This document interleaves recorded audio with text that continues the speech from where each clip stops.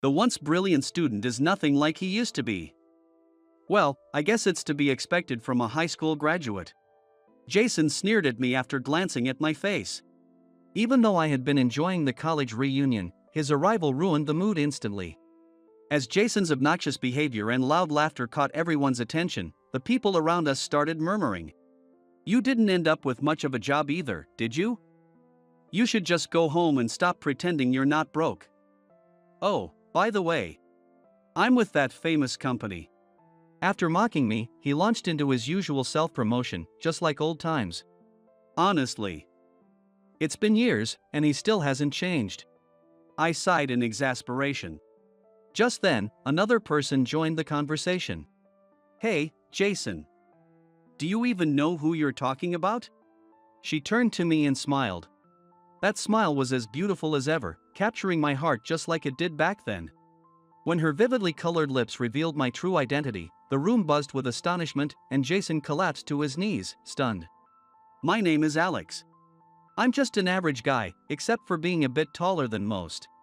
With black-framed glasses and slightly long bangs, my appearance, far from fashionable, often gives people the impression that I'm a nerd or someone who looks like he studies a lot. And to be honest, I do consider myself pretty good at studying. I attended college thanks to scholarships. My parents divorced, so it was just my mom, Sarah, and me living modestly. Despite this, I had a crush like any other person. It all started when I ended up sitting next to a classmate in a seminar, and I began helping her with her studies. Her long, slender limbs and small face made her look like a model, with slightly downturned eyes and a small mole near her eye that added a touch of sensuality. She had a mature aura that made it hard to believe she was the same age as me. Her name was Emily. Emily wasn't just beautiful on the outside, she had a kind heart as well. While many people avoided or frowned at my unkempt appearance, Emily always looked me straight in the eye when we talked. Even when my nerves made it hard to converse smoothly, she never showed any sign of ridicule. Emily always waited patiently, her gentle eyes encouraging me. Every time she gazed at me with those clear eyes, my heart pounded so loudly that I feared she would notice my feelings for her. Emily, who was popular for her beauty, and me, quiet and often labeled a nerd. It was obvious that we didn't match, but I was in love with her. I spent months unable to muster the courage to confess my feelings. Usually, we studied in the campus library or a cafe, but one day I forgot something at home, and we ended up studying in my room instead. My mom always came home late. That day, I was excited about the time I would get to spend alone with Emily in my room, thinking my mom would be late as usual. But of course, things didn't go as planned. My mom came home much earlier than expected. I almost blurted out, "Why today of all days?" But instead, I introduced Emily to my mom. Of course, as just a friend. However, for some reason, my mom got the wrong idea and exclaimed, "I can't believe you brought home such a beautiful girl," and went into full-on hostess mode. But we were just a poor, single-parent household. There wasn't much we could do. My mom did her best to prepare a meal, simple as it was, with the limited resources we had. Even though it wasn't anything fancy, both Emily and my mom seemed to enjoy the meal. That day, Emily's expression seemed softer than usual, and it wasn't just my imagination. As the three of us sat around the table, Emily quietly said, "This reminds me of when my mom was still alive." Emily lost her mother to illness when she was in middle school, and since then, she's lived with her busy father. Perhaps the similar family situations helped to bring Emily and me closer together. I think my mom must have felt something, too. "Emily, you're welcome to come here anytime. You can even think of me as your mom if you like," she said. Half joking, but with a sincere look in her eyes. Emily, surprised, froze with wide eyes. "Mom, come on. If Emily and Alex get married, I'll get to be her other mom too. That might be a great idea." "What are you saying?" "Sorry about that, Emily."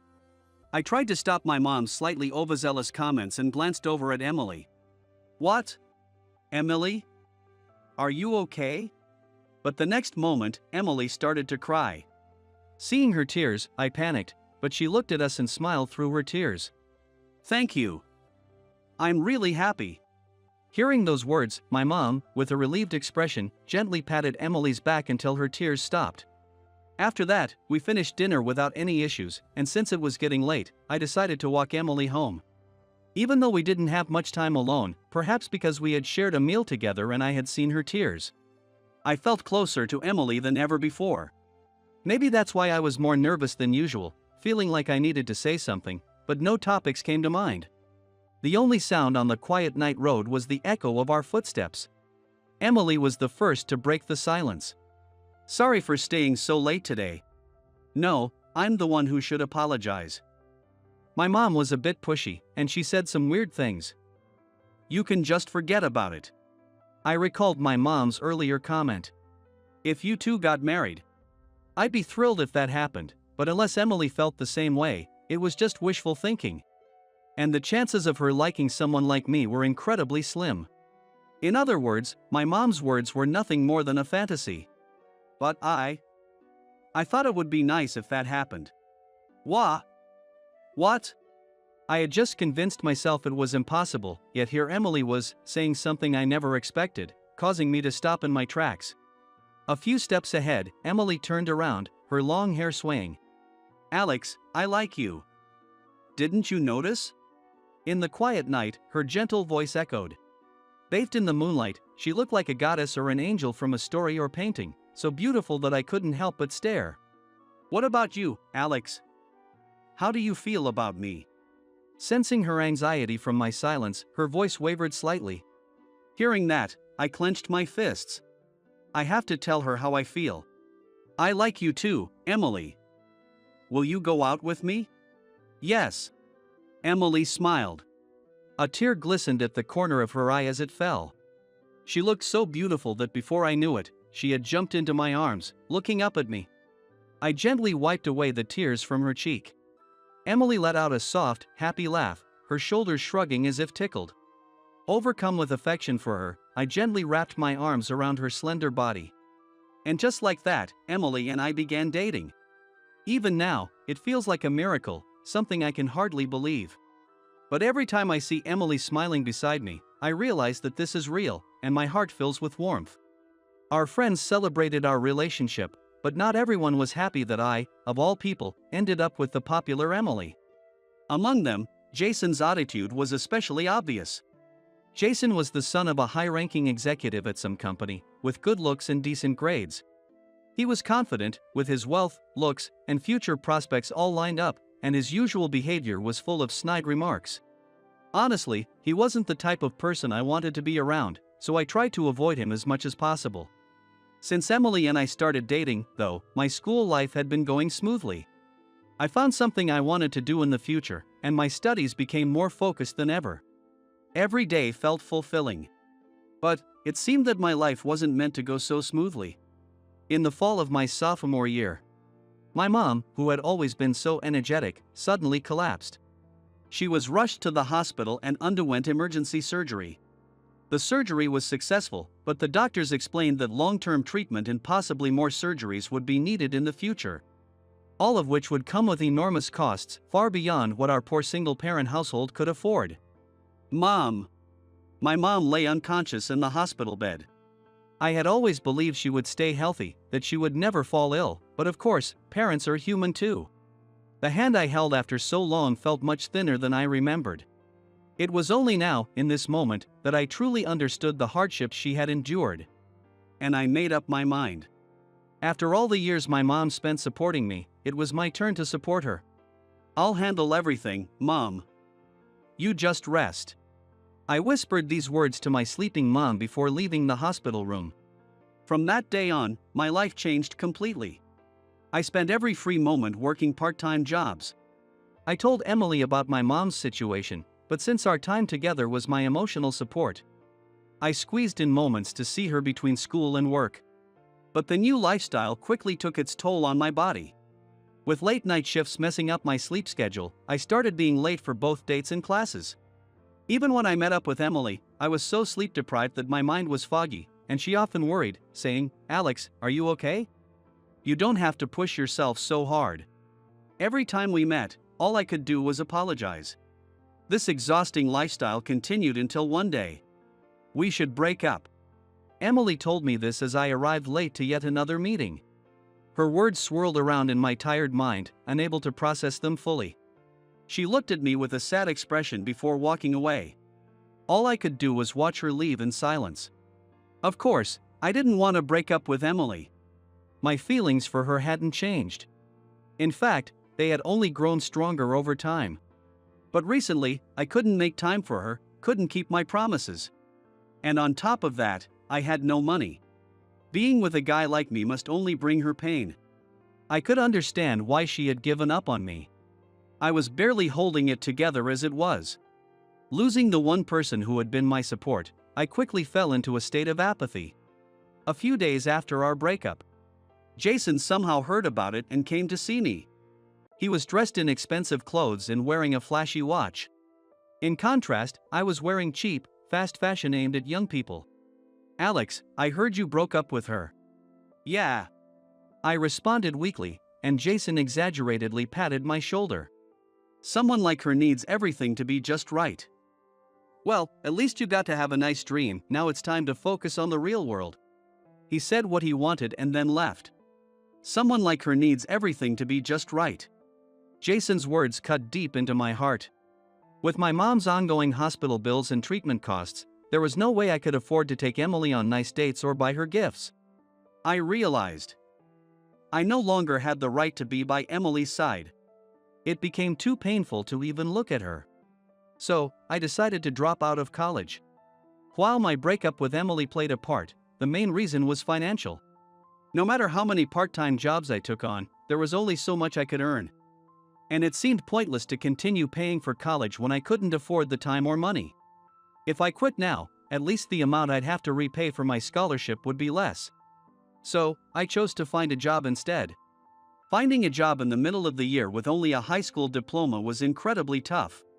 Unsurprisingly, there was no way I could land a job with good pay or benefits, and I eventually ended up at a so-called black company. I worked from morning till night, with verbal abuse from my boss being a daily routine. As a college dropout with just a high school diploma, I became an easy target, and my coworkers mocked me every day. On top of that, whenever I went out for sales, I'd see students my age walking happily around town, enjoying life. Living like this day after day, my spirit was gradually worn down. Why is this happening to me? This isn't how it was supposed to be. These thoughts kept swirling in my mind. Recently, I had been dreading visiting my mom in the hospital, overwhelmed by various emotions. Even after I told her that Emily and I had broken up, my mom kept bringing up Emily's name. She mentioned her so many times that I finally snapped. "It makes me feel miserable when you mention Emily, so please stop." My mom apologized quietly, saying, "I'm sorry." Since that day, she never brought up Emily again, but it made visiting her feel awkward. By the time I found a job, 2 months had passed since our breakup, but I still had feelings for Emily. That's why I didn't want to think about her. I didn't want to remember that day we broke up. I still dream about it. Those happy times I spent with Emily. How can I get her back? That thought occupied my mind every time I dreamed of her. 7 years have passed since then, and today was the college reunion. The hotel where it was being held was bustling with people. At 27, everyone looked sharp in their suits, but as soon as we started talking, it felt like old times. Even though I had dropped out and lost touch with everyone, they still treated me just as they had back then. And I naturally found myself joining their lively circle. After a while, there was some commotion near the entrance. I looked over and saw someone who immediately caught my eye. It was the person I had wanted to see. "It's been a while, Alex." "Emily, yeah, it's been a while." She was beautiful back then, but age had only added to her charm. We seemed to stare at each other for a moment, but then a familiar voice interrupted. "Emily, you're here." "Oh, Jason." Jason pushed through the crowd that had gathered around Emily. As always, he was decked out in designer brands from head to toe. "I was hoping to see you today, so I made sure to look my best." "You're as beautiful as ever. Wait, is that Alex?" Jason, who had been focused solely on Emily, finally noticed me and sounded surprised. "Good to see you too, Jason." When I greeted him, he frowned and made no effort to hide his displeasure. "Alex, what are you doing here?" "What do you mean?" "It's the reunion, right?" Jason's question, so obvious in nature, left not only me but also everyone around us looking puzzled. Yeah, it's the reunion. The fee's not exactly cheap, so are you sure you can afford to attend? I mean, you dropped out because you couldn't afford to stay in school, right? Jason's words caused a stir among the group. But, oblivious to the growing tension around him, Jason kept talking. No matter how smart you were in school, with just a high school diploma, you couldn't have landed a decent job, right? I've been worried. Thinking you must be having a tough time. He slung an arm around my shoulders and smirked. Perhaps he was emboldened by the reunion atmosphere, but his words were pretty insulting. I see you're still the same. I started to say, but before I could, our classmates around us spoke up, looking at Jason with exasperation. Jason, don't you know? Alex is filthy rich now. What? What are you talking about? Seriously, you didn't know? Alex is the CEO of NH Systems. After dropping out of college, I quickly realized the company I worked for wasn't worth my time. Being mocked for being a high school graduate and a dropout was infuriating.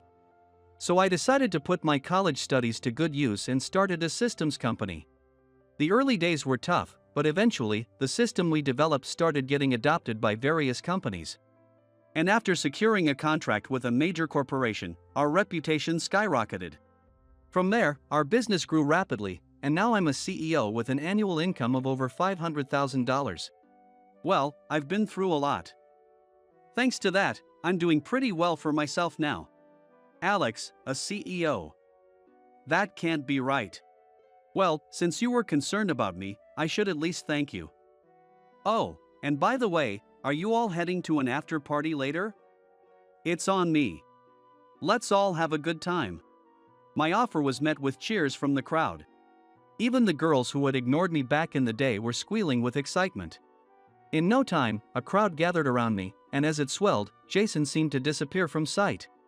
As I chatted with my classmates, I made my way toward Emily. Emily, you're coming to the after party, right? I smiled and reached for her hand, but she subtly pulled away. Maybe she was just feeling shy after all this time. Yeah.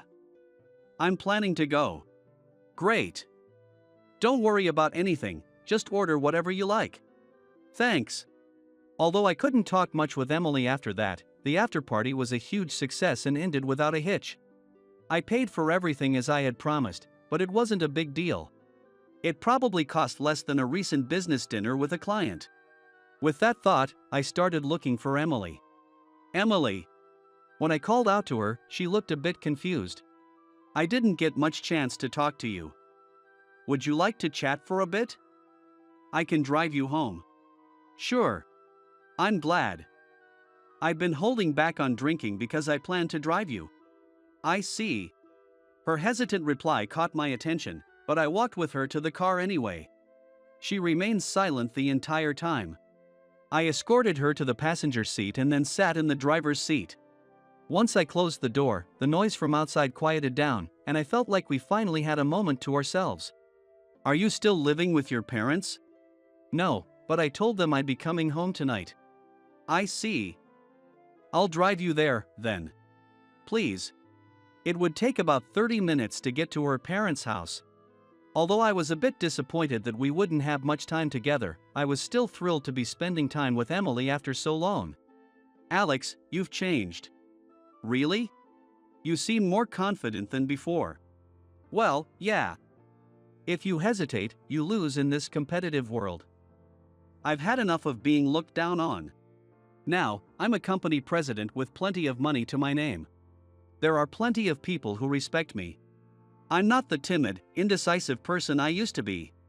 Surely, Emily must prefer a reliable man like that. I took her words as a compliment and felt quite pleased with myself. However, Emily's expression remained tense as she looked straight ahead. How's your mom doing? I was caught off guard by her question, as I had been about to talk about my company and the new house I had just bought. But considering how close Emily and my mom had been when we were together, I figured it was only right to tell her how my mom was doing now. Mom's doing fine.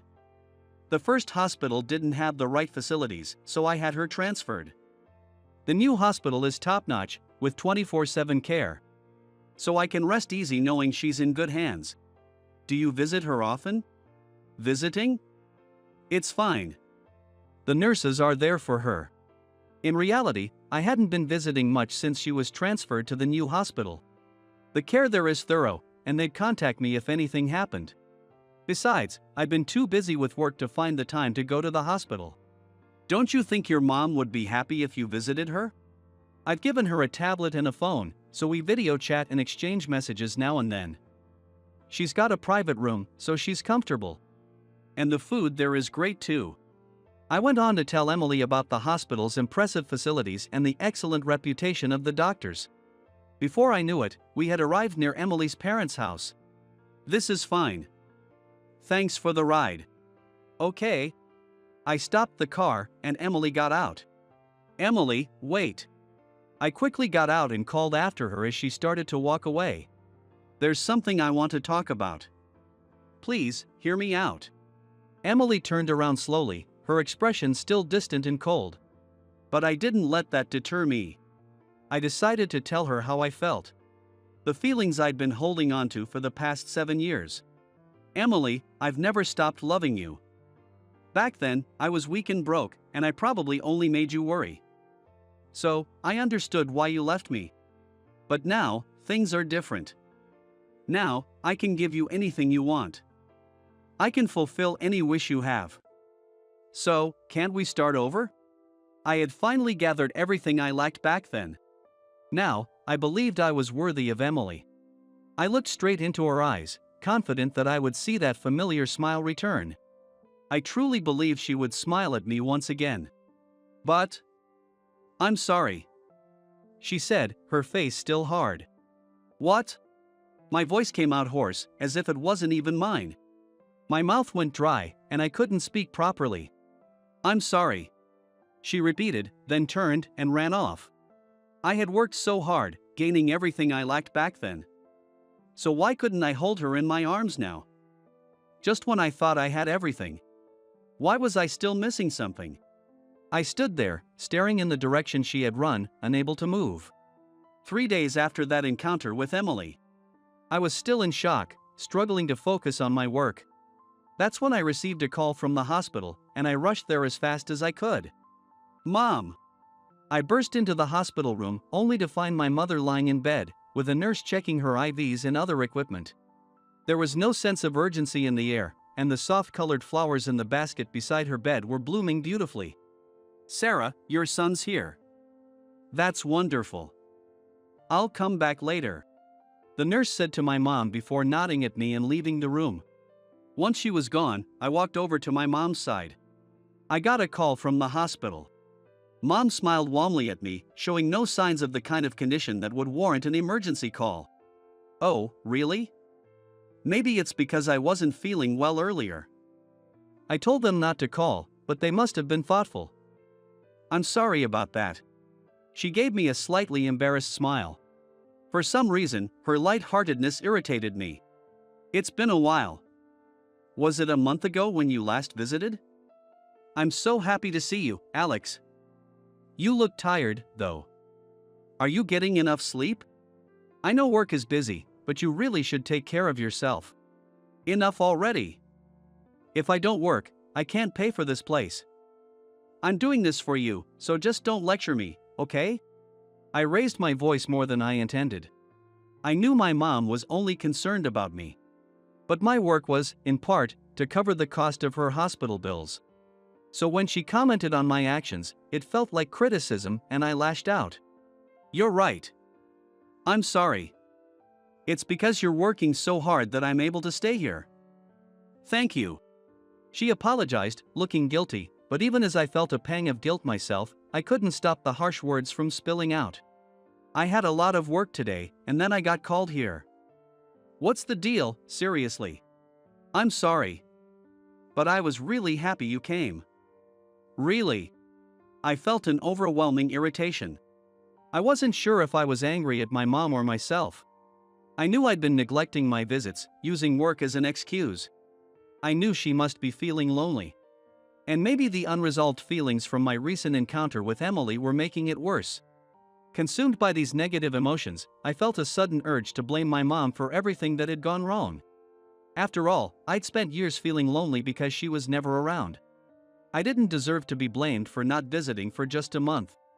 Realizing where my thoughts were going, I managed to swallow my words at the last moment. I'm going back to work. I stood up, avoiding her gaze. If I didn't leave, I might say something even more hurtful. As I headed toward the door, I heard her say, "Take care," but I didn't turn around as I left the room. Thanks to my quick return and the support from my team, there was no delay in my work. But with thoughts of my mom and Emily lingering in my mind, I couldn't focus. Almost a week had passed since my last visit to see my mom. I knew I should apologize, but I couldn't shake the uneasy feeling inside me. Unable to bring myself to go see her, I buried myself in work to avoid thinking about it. Then, my phone rang again. It was the hospital. To be honest, my first thought was, again? I hesitated to answer, and the call went to voicemail. I sighed and played the message. "Your mother's condition has suddenly worsened. Please come to the hospital." Though my chest tightened slightly at the news, I dismissed it as nothing serious, remembering the last time I had been called. Still, I couldn't ignore it. I quickly rearranged my schedule and headed to the hospital. It was midday, and the hospital was bustling with people waiting at the reception and billing desks. Everything seemed normal, just like any other day. Or at least, it should have been. But then, "Are you Sarah's son? Your mother has been moved to the ICU." "What? ICU? This can't be happening." But she was so full of life just last week, even before that. "Please, stay strong." The nurse's stern voice snapped me back to reality. "Your mother is stable for now, thanks to the quick action of a visitor who noticed the sudden change in her condition. We were able to take appropriate measures in time. Please, follow me." She offered me a reassuring smile as she guided me toward the ICU. "Thank you. I appreciate it." Though my mind was still reeling, her words, "stable," gave me a glimmer of relief as I followed her to the ICU. "Is that Emily?" To my surprise, I saw Emily standing there. "Alex." There was a look of relief on her face when she saw me. "She was the one who noticed your mother's condition," the nurse explained. "What? Really?" "I came to visit and noticed she was struggling, so I immediately called for a nurse," Emily said. "She's been coming to visit Sarah regularly since she was transferred here." Sarah always seemed so happy on the days Emily visited. The nurse added. "I didn't know that." "Wait, were those flowers in my mom's room from you, Emily?" "Yes. I thought it might brighten your mom's day, considering how long she's been in the hospital." The flowers in my mom's room. I remembered how they were regularly changed, with different arrangements in baskets each time. I had assumed they were from my mom's friends or colleagues, so I never thought to ask. But to think that Emily had been the one bringing them. "Emily, thank you so much for everything you've done for my mom. She's safe today because you were there. I really appreciate it." I bowed deeply to her. "Please, Alex, don't bow like that," Emily exclaimed, rushing over to me. When I lifted my head, she was standing close, right beside me. "Emily." "Alex." Her expression was no longer the tense one from before, but the familiar face of Emily that I knew so well. As we gazed into each other's eyes, the nurse let out a soft chuckle. Startled by the sound, both of us looked down in embarrassment, feeling a bit shy. "This isn't the place for that. Please, come inside. Your mother is sleeping now, so please be quiet." Normally, only family members are allowed.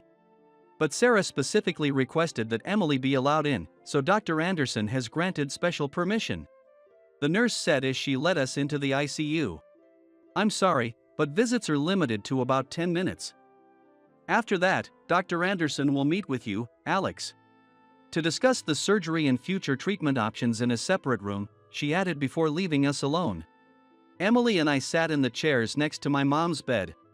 The room was filled with the sterile sounds of medical equipment, and my mom lay there, connected to various tubes and wires. I let out a sigh of relief when I saw her chest gently rising and falling. Even though I had been told she was sleeping, I couldn't relax until I saw it with my own eyes. Thank goodness. But why did her condition suddenly get so bad? Emily shook her head slowly. The truth is, she's been getting worse bit by bit. But your mom didn't want you to worry. She told me, Alex is busy with work. So I don't want to add to his burden. Please, don't tell him. What? But you knew, didn't you, Emily? Yes. Your mom was so kind to me, even after we started dating. And with my own mom gone, I began to see your mom as a real mother to me. And she treated me like a daughter. Even after we broke up, that didn't change. I'd visit her whenever I could. And we'd talk about all sorts of things, including her condition. I see. Wow. I never knew you two were so close. I had known that my mom cared deeply about Emily and that Emily cherished my mom. But I had no idea they had maintained such a close relationship even after our breakup. I certainly hadn't expected that my mom would confide in Emily about her condition in ways she never did with me. It seems like my mom and you did for each other what I couldn't, I said. Alex. Thank you, Emily. For everything. I smiled at Emily. But her expression twisted in pain. I told your mother about our breakup too, Alex. She just listened quietly and gently patted my back. Just like she did the first time we met, so kind and warm. Back then, I was immature, and I didn't know how to ease your struggles or how to help you. I was scared that I might become a burden to you instead of a support. You were so overwhelmed with college and all those part-time jobs. I felt lost. Hearing this truth from Emily left me speechless. I had always believed she left because I couldn't be a proper boyfriend, because I couldn't offer her anything. That's why I worked so hard to make myself someone worthy of her. I had the status of being a CEO and the wealth that came with it. A job that earned me respect from others. I found a hospital where I could entrust my mom's care with confidence, and I even managed to free up more time in my schedule. I thought I had finally become someone who could stand beside Emily, but I was completely wrong. Your mom was always worried about you, Alex. She'd say, he's just like me, trying to do everything at once and never knowing when to stop. I'm scared he'll push himself too hard and get sick. She was always thinking about you. As Emily shared the things my mom had said, I felt a surge of warmth in my chest. Everything she told me was filled with my mom's love and concern, and it made me realize just how much I had been blind to it. Even though she was going through so much with her treatments, she never complained. She always said, if Alex is working so hard, I need to keep going too, and she'd smile. Seeing that, I realized that this is what a mother's love is: huge, warm, and endlessly deep. Mom. Without realizing it, I reached out and held my mom's hand. Her wrist was even thinner than it had been when she first collapsed, and a sharp pain stabbed through my chest. Mom had always been like this. She put herself last, always smiling to keep me from worrying. But in reality, she had been pushing herself to the point of collapse. I knew that. I had realized it back then. But I was repeating the same mistake. I really was a fool. As I was lost in regret, Emily placed her hand gently on top of mine. Our eyes met. Her expression was calm, her gaze tender. Seeing your mom like that made me regret so much too, Alex. I kept thinking about all the things I should have done or said when my own mom was alive. But I can't go back and change that now. Though, you still have time, don't you? Emily squeezed my hand gently. It's okay, Alex. It's not too late. The moment those words reached me, my vision blurred with tears. Mom. There's still so much I want to do for you, so much I need to say. Please, get better. I'm begging you. I didn't know if my sleeping mother could hear me. But I prayed with all my heart for her recovery. And I felt sure that Emily, sitting beside me, was praying just as hard. Mom's condition had worsened significantly, and Dr. Anderson recommended surgery while she still had the strength. Placing our hopes in Dr. Anderson's promise to do everything he could, the surgery was scheduled and performed right away. Emily and I continued to pray together for my mom's recovery. Our hands tightly clasped in each other's. And the surgery was a success. When Mom finally opened her eyes and our gazes met, I whispered, Mom, you did great. Emily, sitting beside me, nodded in agreement. Alex. Emily. Mom smiled with relief as she looked at us. Seeing that smile, the tears I had been holding back finally burst forth. I wanted to apologize for everything, so I opened my mouth to speak. Mom. I'm so sorry for everything. I've been so blind to all that you've done for me, putting yourself last, always thinking of me first. And It's okay, Alex. I know I made you go through a lot, ever since the divorce from your father. I should have been more in tune with your feelings. I'm the one who should apologize. I'm sorry, Alex. Mom. But I know you care, Alex. I know you've been doing your best for me, that you've been worried about me. And today, you and Emily prayed for me. I'm the luckiest mom in the world. My mother smiled gently as she spoke those words. The moment I saw that warm smile, the floodgates opened, and I began to cry uncontrollably. I wept like a child, sobbing loudly. Looking back, I might have been shedding the tears I had held back since childhood. As I cried, my mother gently stroked my head with her frail hand. It wasn't just me. Both my mother and Emily were also crying. After the three of us had a good cry, a nurse came to check on my mom and, seeing our tear-streaked faces, seemed surprised but said nothing. Understanding the situation. When she confirmed that my mother's post-operative condition seemed stable, both Emily and I breathed a sigh of relief.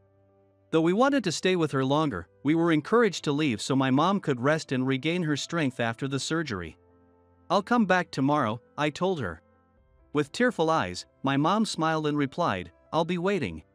When we left the hospital, the sky was already dark. We walked side by side toward the parking lot. Emily, it's only now that I've realized just how wrong I've been about everything, I confessed. Emily stopped walking and turned to face me. I thought you broke up with me because you were fed up.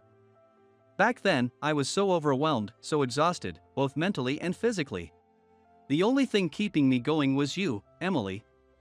That's why I didn't want to cut back on our time together. But I couldn't do anything for you as a boyfriend, and I felt so worthless. So when you suggested we break up, I understand. Emily whispered. I never imagined that you suggested breaking up because you were worried about me. I thought that if I just made enough money, I could solve everything with my mom and with you. I threw myself into growing my company, and as it succeeded, I started thinking like the very people I used to despise, the person with status and money is the one who matters. I got caught up in that mindset, thinking I could control everything, but I was wrong. Emily listened quietly as I spoke. She had always been like that.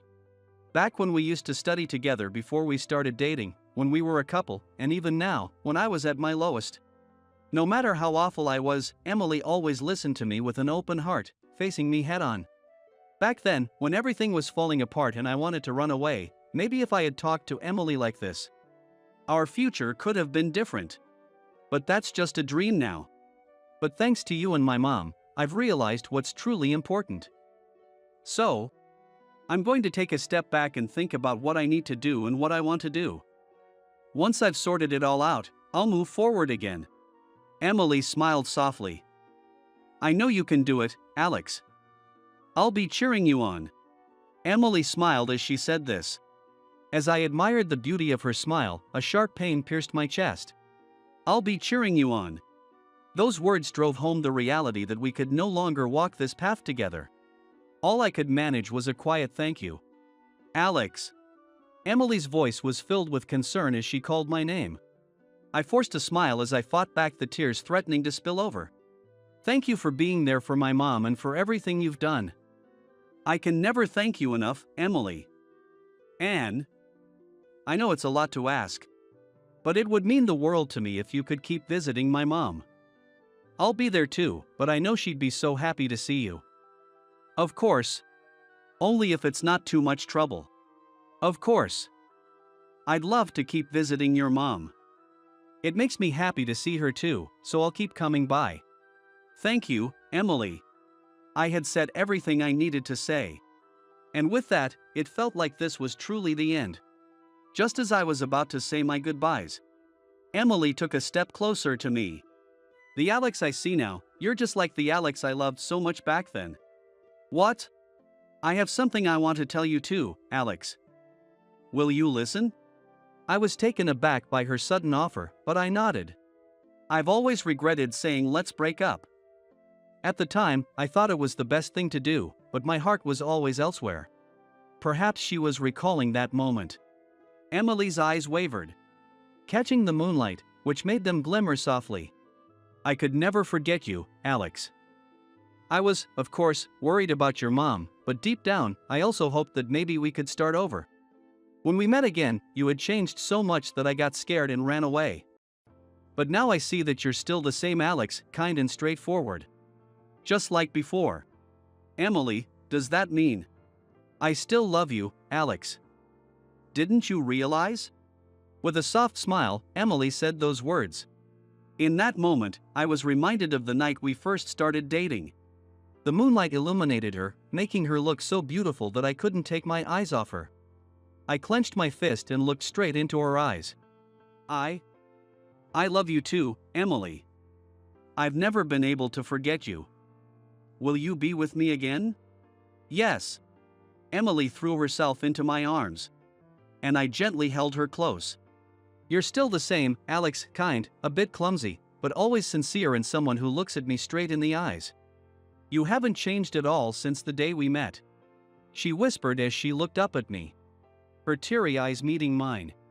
Our faces drew closer, and we shared a kiss. And just like that, Emily and I began dating again. The next day, when we visited my mom together, she seemed to sense something and said, "I'm so happy for you both. I might be biased, but you really do make a perfect couple." She smiled brightly, tears glistening in her eyes. Seeing this, Emily also began to cry. I apologized to my mom for all the terrible things I'd said and promised to make it up to her with all the love and care she deserved. My mom looked a bit surprised but then smiled, looking a little embarrassed. I kept my word, adjusting my work schedule so that I could visit her frequently without neglecting my responsibilities. Although the surgery was successful, my mom's muscle strength had weakened significantly due to her prolonged hospital stays. So she needed some time for rehabilitation. But she had always been a hard worker. Her recovery progressed so well that even Dr. Anderson was surprised. 3 weeks after the surgery, she was able to leave the hospital without any complications. During the time leading up to my mom's discharge, I had been reflecting on my future. I had started my system company mainly as a quick way to gain independence and make money. But the initial spark that led me to study in this field was the desire to create a system that even someone like my mom, who wasn't tech-savvy, could easily use. That was my true passion, and I had lost sight of it, reducing my work to nothing more than a means to earn money. Realizing this, I decided to focus on developing new systems and starting new projects. My goal is to create something that truly helps people in need. When I shared my new direction with Emily, she smiled and said, "That's so like you, Alex. I think it's wonderful." She supported me wholeheartedly. In the early days of my company, there were times when I felt overwhelmed by the uncertainty of the path ahead. But now, with Emily by my side, lighting the way, I could confidently take each step forward. 6 months after my mom's discharge, Emily and I got married. Surrounded by the love and support of so many people, we were truly happy. Well, Emily, I guess I really am your mom now, even if it's just in name. I'm looking forward to everything that's to come, my mom said with a warm smile. Yes. I'm looking forward to it too, Mom. Emily replied, tears welling up in her eyes. Both Emily's father and I were moved to tears by their exchange. Even though they laughed at us for crying, both Emily and my mom had tears streaming down their cheeks too. From now on, Emily and I will support each other as husband and wife, as a family. We both had lonely childhoods and experienced moments of disconnect with our families, but we also knew the depth of the love we received.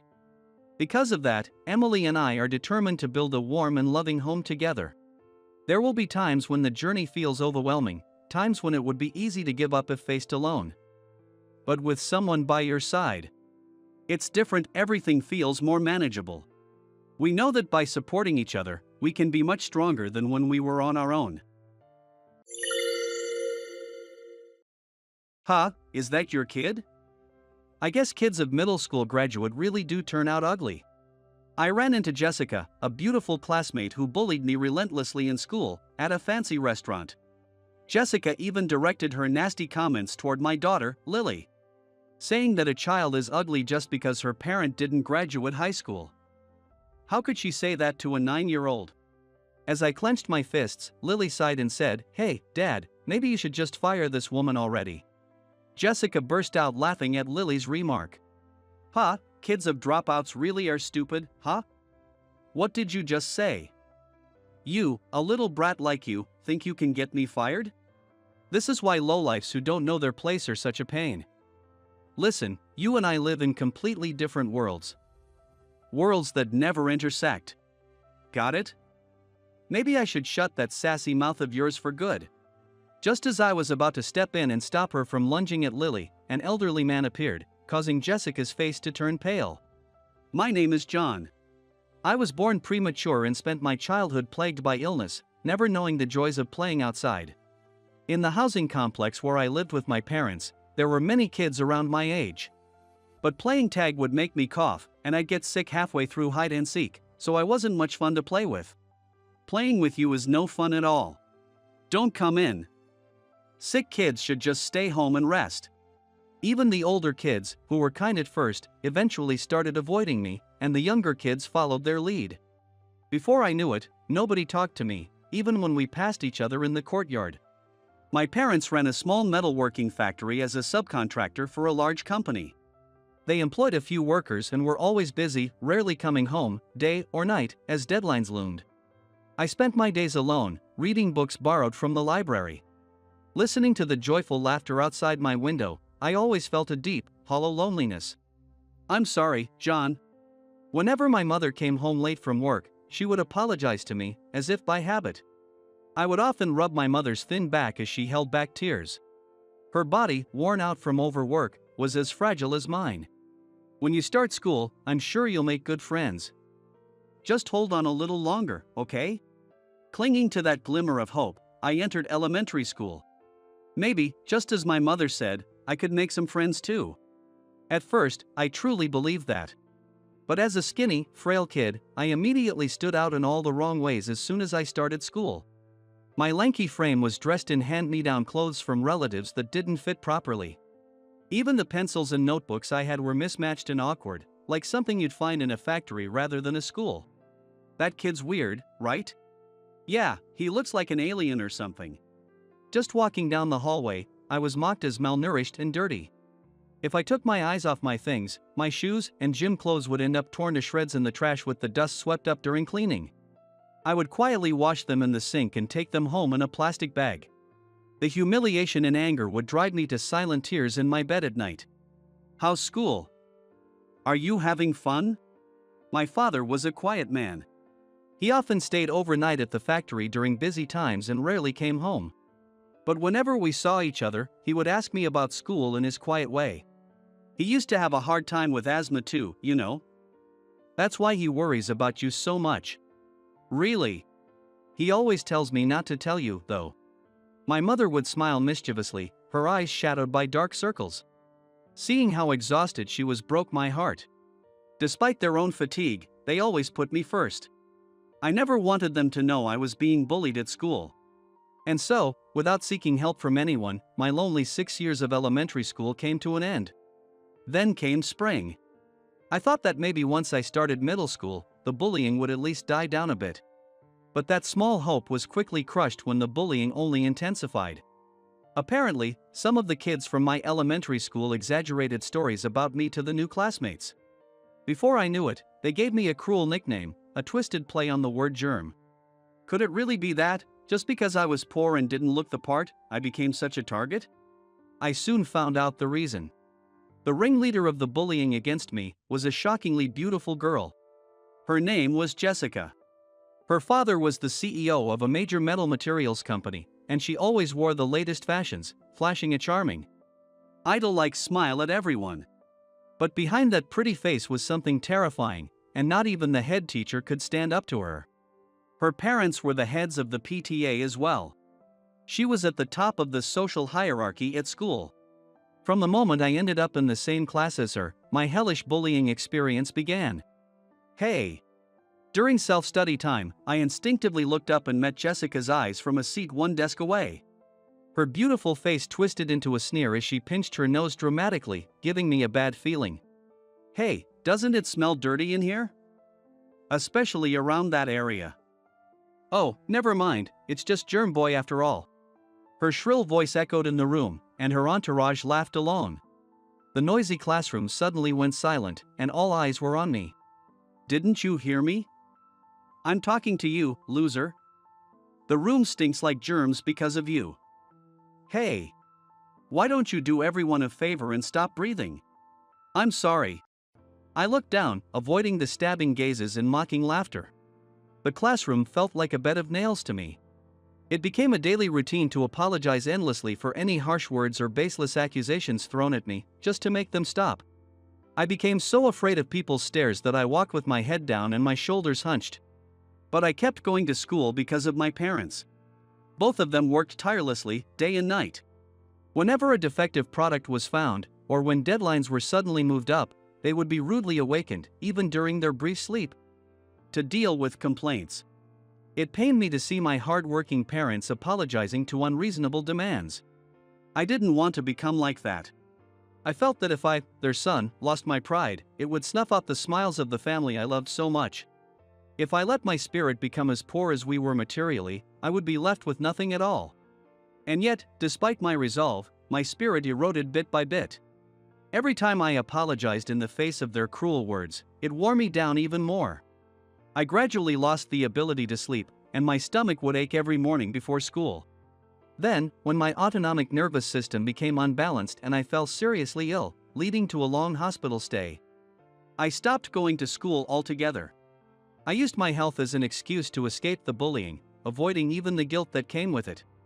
After I became truant, I gave up on going to high school and started helping out with my parents' work. The factory needed all the manpower it could get. At first, I handled administrative tasks, but before I knew it, I was hauling heavy loads like the other workers, running around the factory grounds until late at night. I wanted to work hard and ease the burden on my family, but reality was harsh on someone like me, with no education and little understanding of the world. The longtime employees, who knew me well, were warm and treated me like family. But even when I worked to the point of exhaustion, my monthly pay was barely enough. I stopped going to the doctor because the medical bills were too much. I was overwhelmed with anxiety about the future. I had no education, no money to start anything new. And even if I started studying now, what would be the point?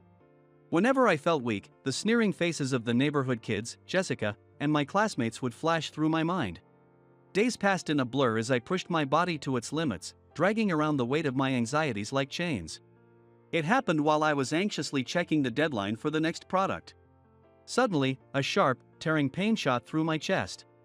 My strength drained from my body, and I collapsed onto the floor. My chest. I struggled to breathe, gasping for air, unable to take a breath. My mother, holding my convulsing body, screamed, "Somebody!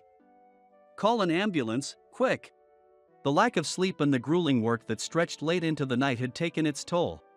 I was diagnosed with a pneumothorax due to overwork and had to undergo emergency surgery and a hospital stay. The doctors told me I'd need to be hospitalized for a week.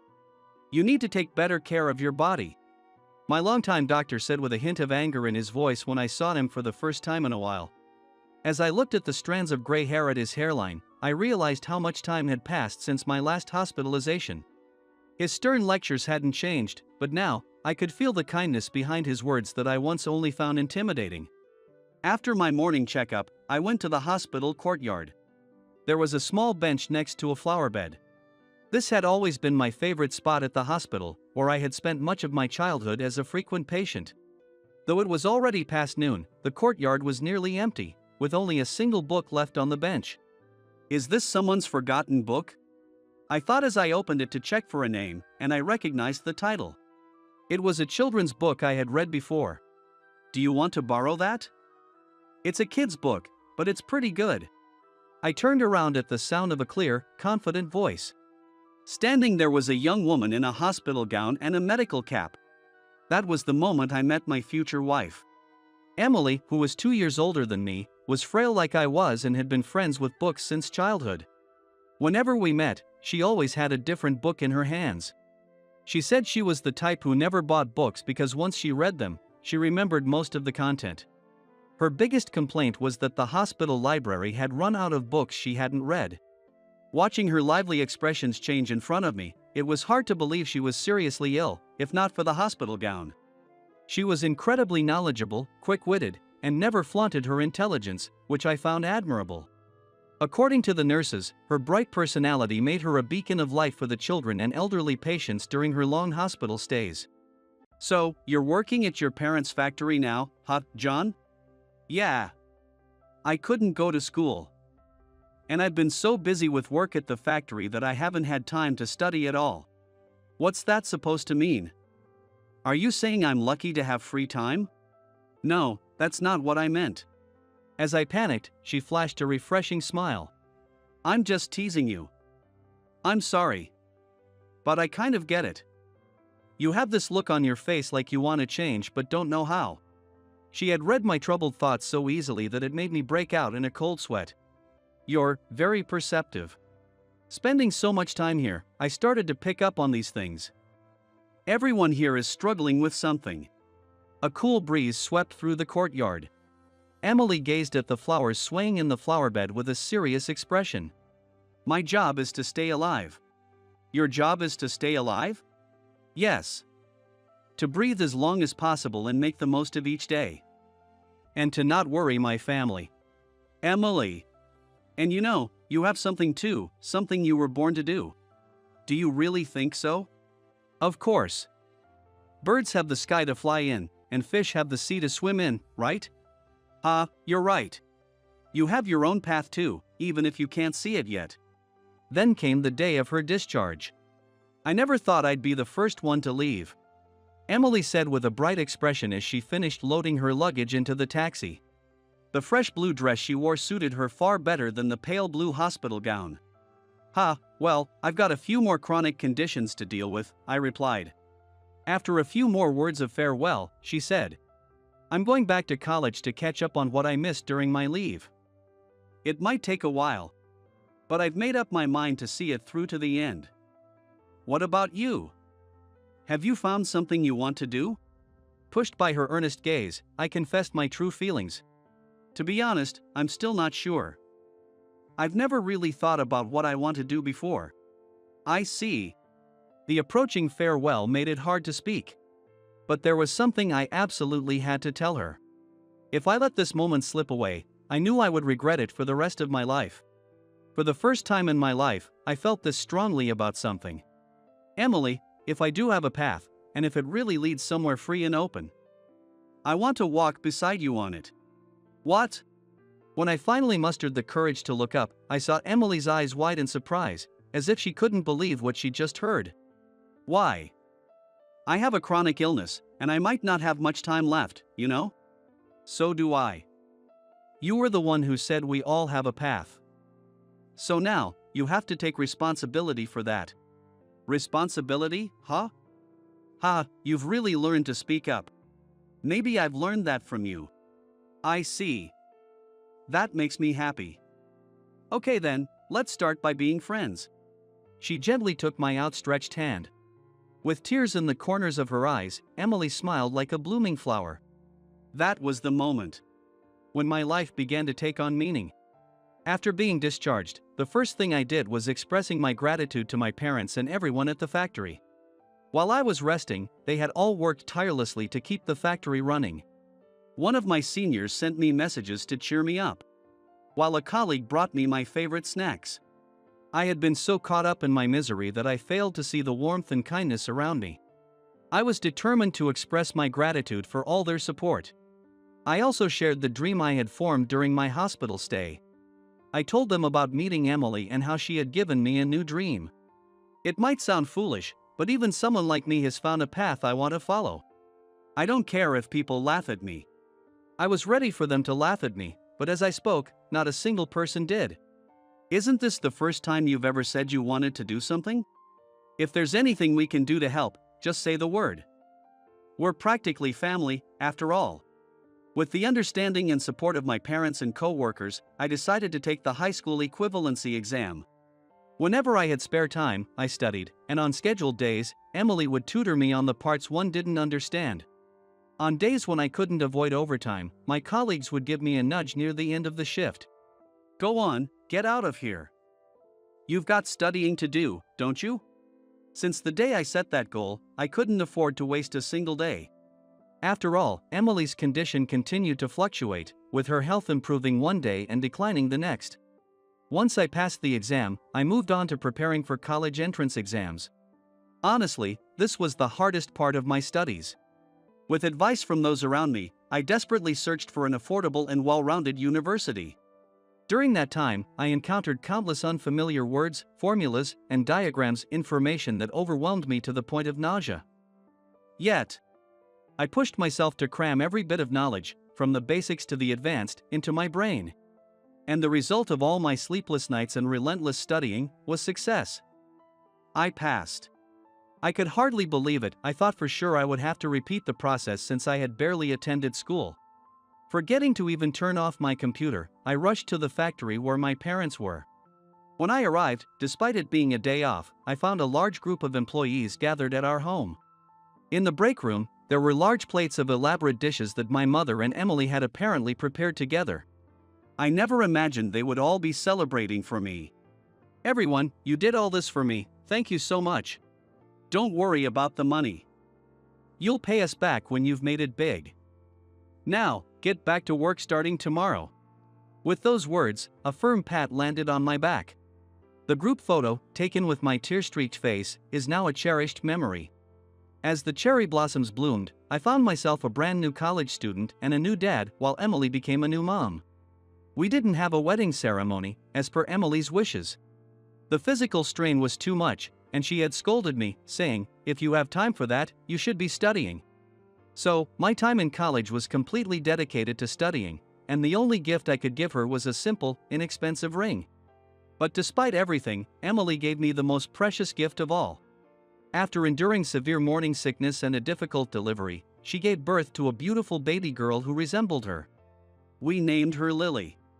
Balancing studies and childcare was overwhelming, but with the help of our families, we managed. I often found myself soothing Lily while reading textbooks, only to fall asleep together. There were countless times when I cried along with her, not knowing why she was upset. Even after I graduated and secured the job I had longed for, there was no time to rest. Most of what I had studied didn't apply to the real world. No matter how hard I had worked at my desk, the practical challenges were completely different. Every day reminded me that I was starting from scratch. When I returned home late at night, I would find my wife and daughter sleeping hand in hand in bed. The sight of their innocent faces washed away the exhaustion of the day. I would place my hand over theirs and savor the happiness of the moment. But those happy days didn't last long. One evening, after returning home earlier than usual, I carried my daughter, who had fallen asleep from playing, to her bed. As we sat down to have tea together, Emily spoke. "I'm going to be hospitalized again the day after tomorrow," she said. "What?"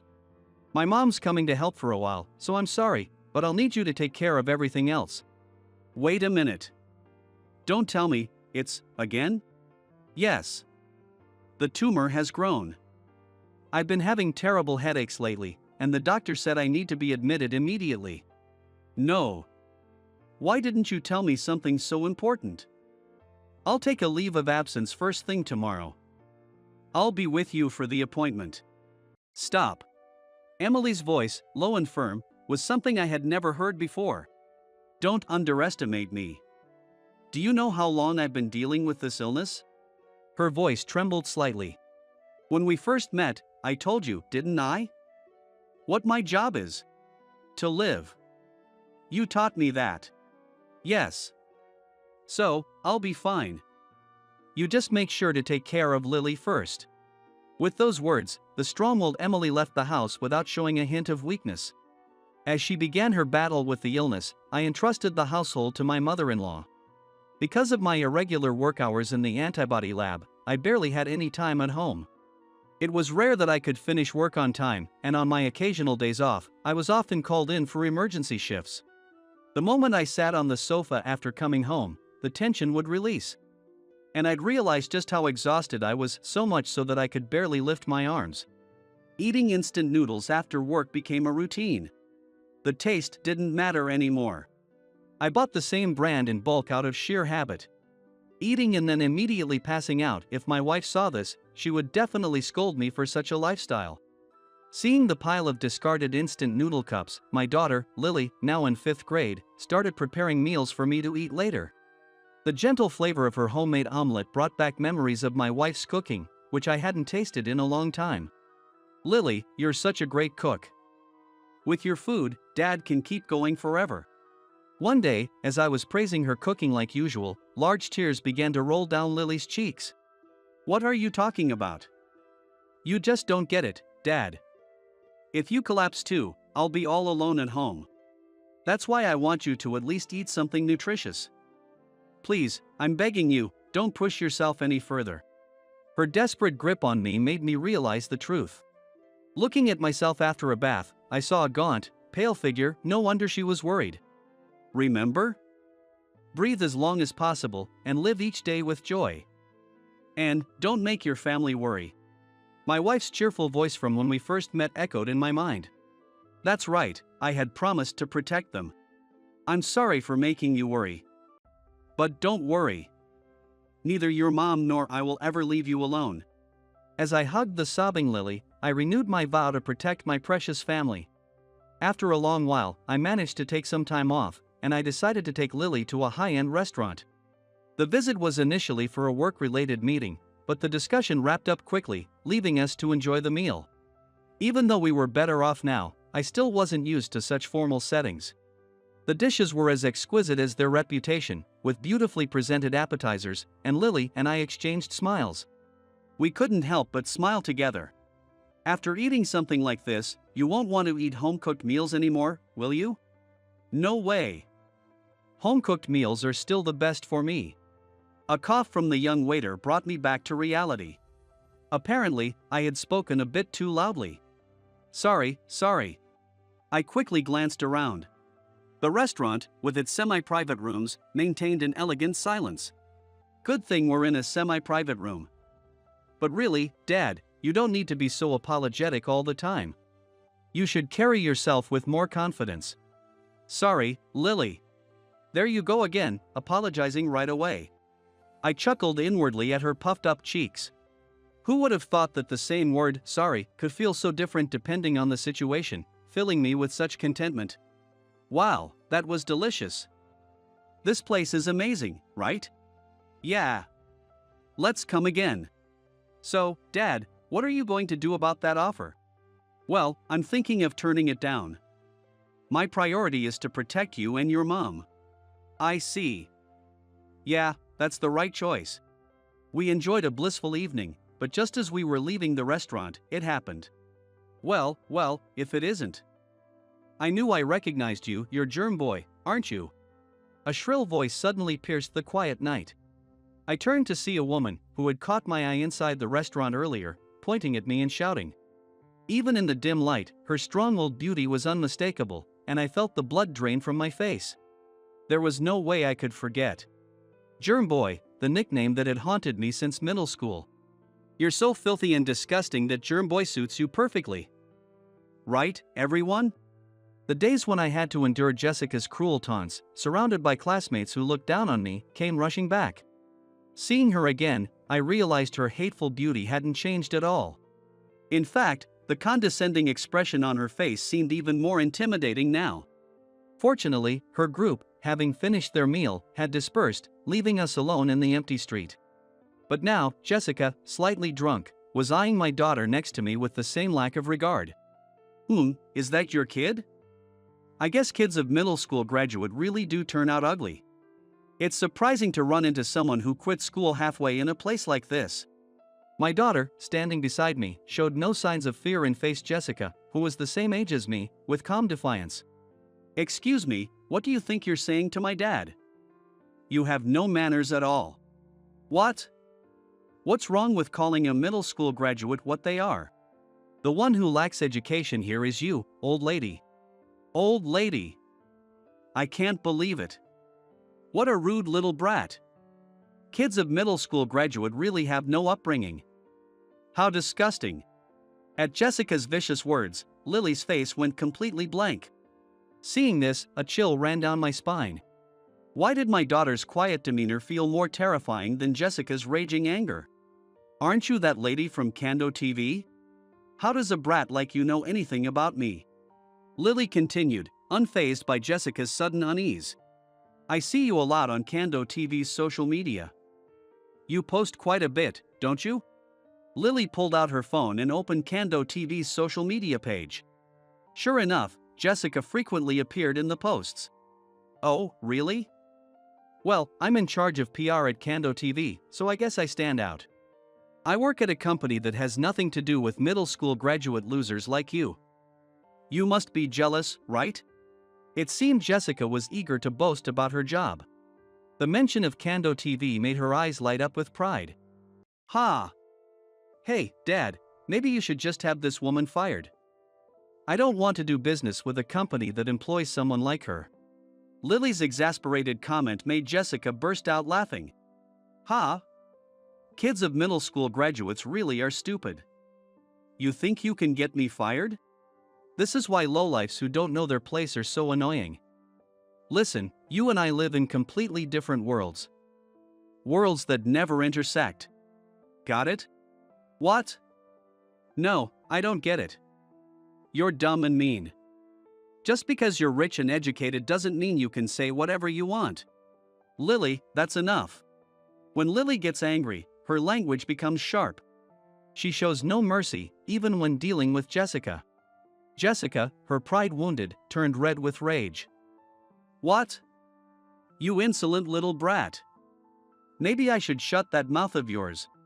As Jessica furiously lunged toward Lily, I moved to intervene, but before I could, a voice cut through the tension. What's going on here? An older man in a suit appeared, causing Jessica's eyes to widen in shock. Mr. Thompson. Lily quickly stepped forward and spoke. We were just having dinner with Mr. Thompson from your company. What? Jessica looked back and forth between us and Mr. Thompson, utterly bewildered. Mr. Thompson, this can't be true, right? What are you talking about? This is Lulu from the kids' balanced cooking class. Mr. Thompson's words left Jessica stunned, unable to believe what she was hearing. Lulu, as in, from that kid's balanced cooking class. Jessica seemed at a loss for words, standing there dumbfounded as my daughter smiled sweetly at her. Lily, under the name Lulu from the kids' balanced cooking class, had become quite well known. During my wife's battle with illness, Lily had taken photos of the meals she made for me and posted them on social media. Her nutritious recipes quickly gained attention, and now she was a popular child culinary expert with over 2 million followers. Her simple, love-filled meals, designed for busy parents struggling to provide balanced nutrition, offered a unique theme that resonated with many. Young people and homemakers, in particular, eagerly started replicating my daughter's recipes. The hashtag Lulu became widely recognized on social media. For privacy reasons, she never showed her face, but the name Lulu had become a household name across Japan. Wait a minute. If you're Lulu, then that means your father is. Yeah. After all that, I went back to school and became a doctor. Since my profession was included in Lulu's profile, it wasn't surprising that she knew. To be honest, I was still amazed by it myself. Who would have thought that someone once treated like a germ would grow up to become a doctor? And not just any doctor, I specialize in neurosurgery. Every day is still a struggle as I cram the latest medical knowledge into my head. But I've done it all with the hope of curing my beloved Emily's illness. Regarding the matter we discussed earlier, we would greatly appreciate your consideration. Mr. Thompson and his team asked deeply me and my daughter. At today's dinner meeting, the president of Kando TV himself had requested to do a feature on our family. We'll have to decline. Lily.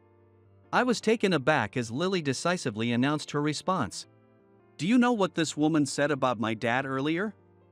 She called him a middle school dropout germ. She's been mocking him the whole time. I don't want to do business with a company that employs someone who would insult the person I respect most. What did you say? What lies are you spewing? Shut up. Where's your proof? Show me proof, or I'll sue you for defamation." Without hesitation, Lily pulled out her phone from her pocket. "I've been recording your insults. Maybe I should post it on my social media?" Even in the face of Jessica's furious outburst, Lily remained unshaken. I couldn't help but think that she truly took after Emily. Jessica's face turned pale. "Oh? Your face looks a bit more ashen than before. And your skin is breaking out too. You should really be getting more vitamin A from broccoli and carrots. Want me to send you some recipes? I can DM them to you."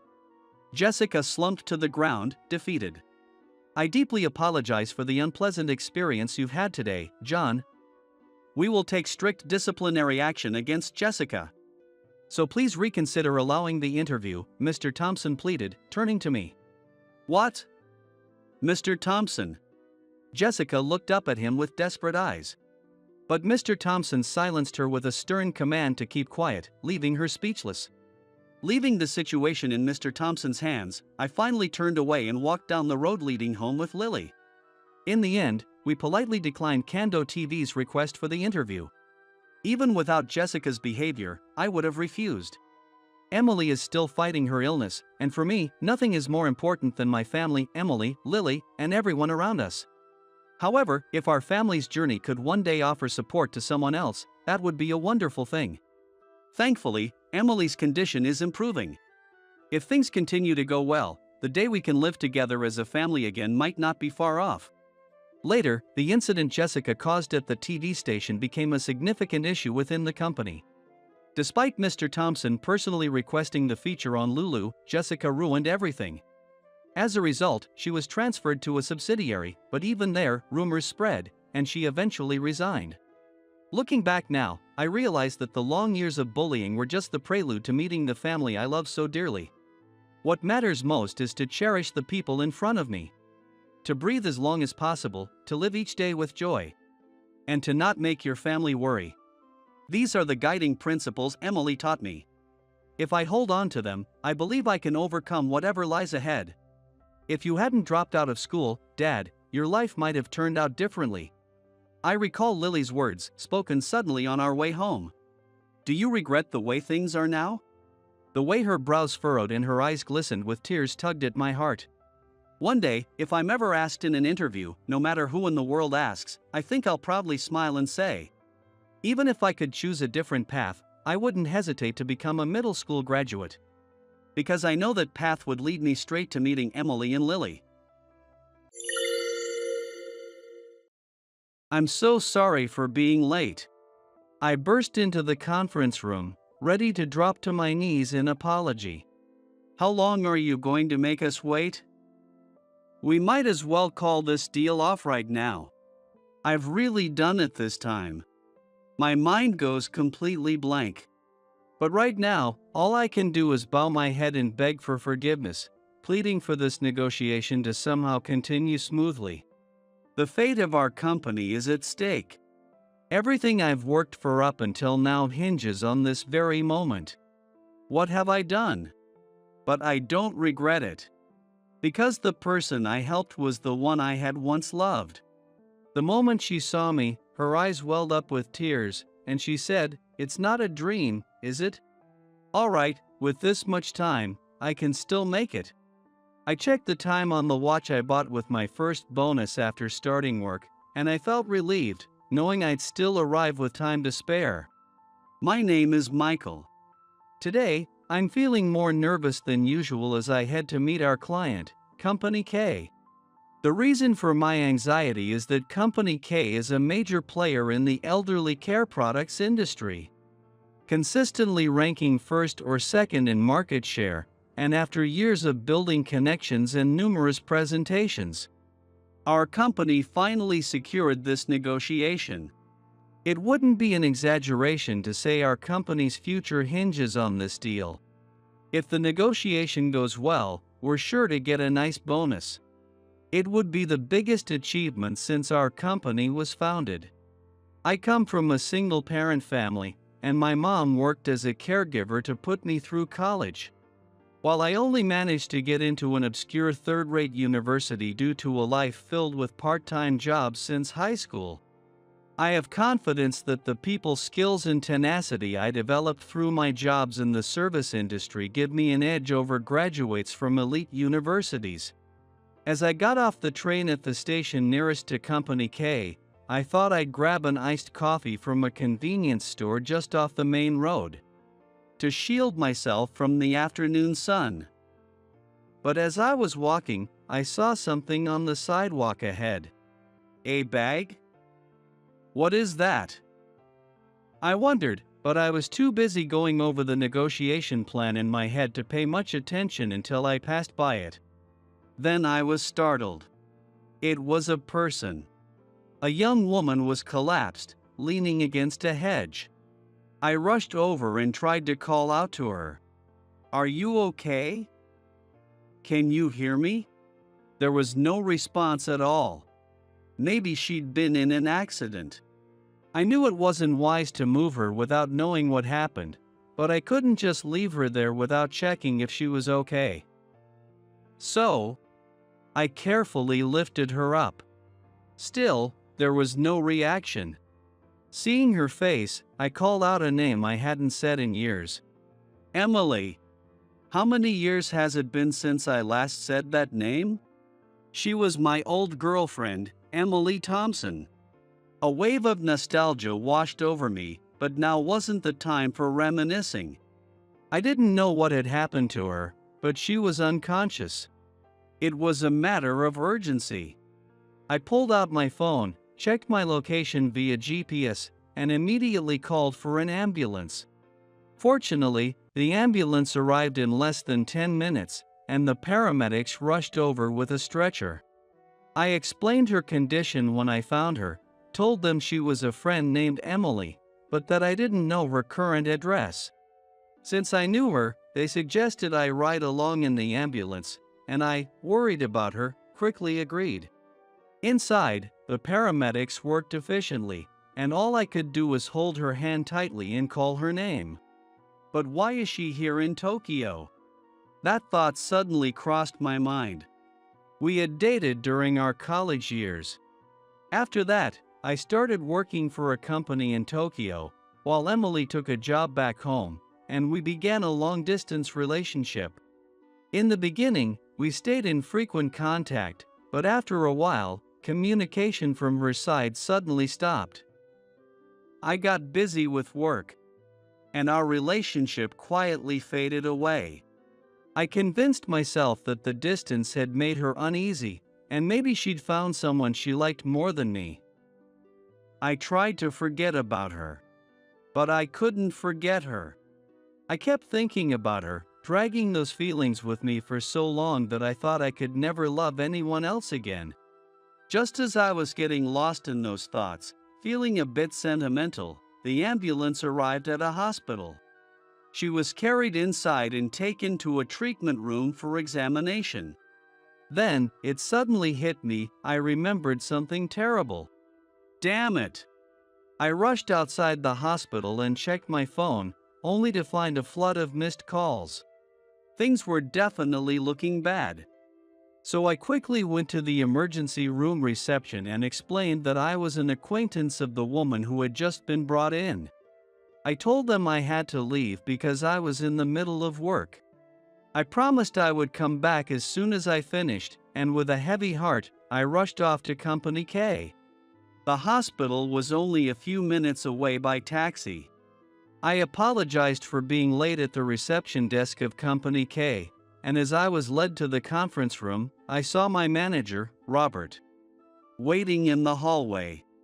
As soon as he spotted me, he began speaking rapidly, though without raising his voice. "Hey!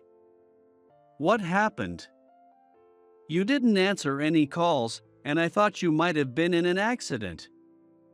What on earth happened?" I didn't hide the reason for my delay. "I'm really sorry for being late. On my way from the station, I found a woman I know collapsed on the street. I called an ambulance and accompanied her to the hospital. I forgot to call, and I really don't know how to apologize." Whether Robert believed me or not, he just said, "Well, the client is waiting for us, so make sure you do your best." And we both entered the conference room. To cut to the chase, the negotiation was a success. What made me happiest was that all our hard work had finally been recognized. But little did I know that this feeling of accomplishment would soon be shattered. Back at the office, I was summoned by Mr. Fletcher, the CEO, and told I would be removed from the project. "I'm really glad we managed to succeed. Great job, everyone. Now, starting today, Michael will be stepping down from the project. This is my decision, but it reflects the consensus of the entire company. Thank you for your efforts up until now, Michael. Travis will be taking over." "Travis, I'm counting on you." Travis, who had taken over my position, grinned and said, "Thank you very much. I think Mr. Fletcher made the right call. We can't have someone who skips such an important meeting representing the company. It's a matter of trust." Travis, who had always treated me like a rival, took this opportunity to lay into me. Feeling completely unjust, I glared at Travis and confronted Mr. Fletcher. "Excuse me, do you know how much effort I put into this project, Mr. Fletcher?" Travis, mocking me, chimed in. "Before being a professional, you failed at being a decent human.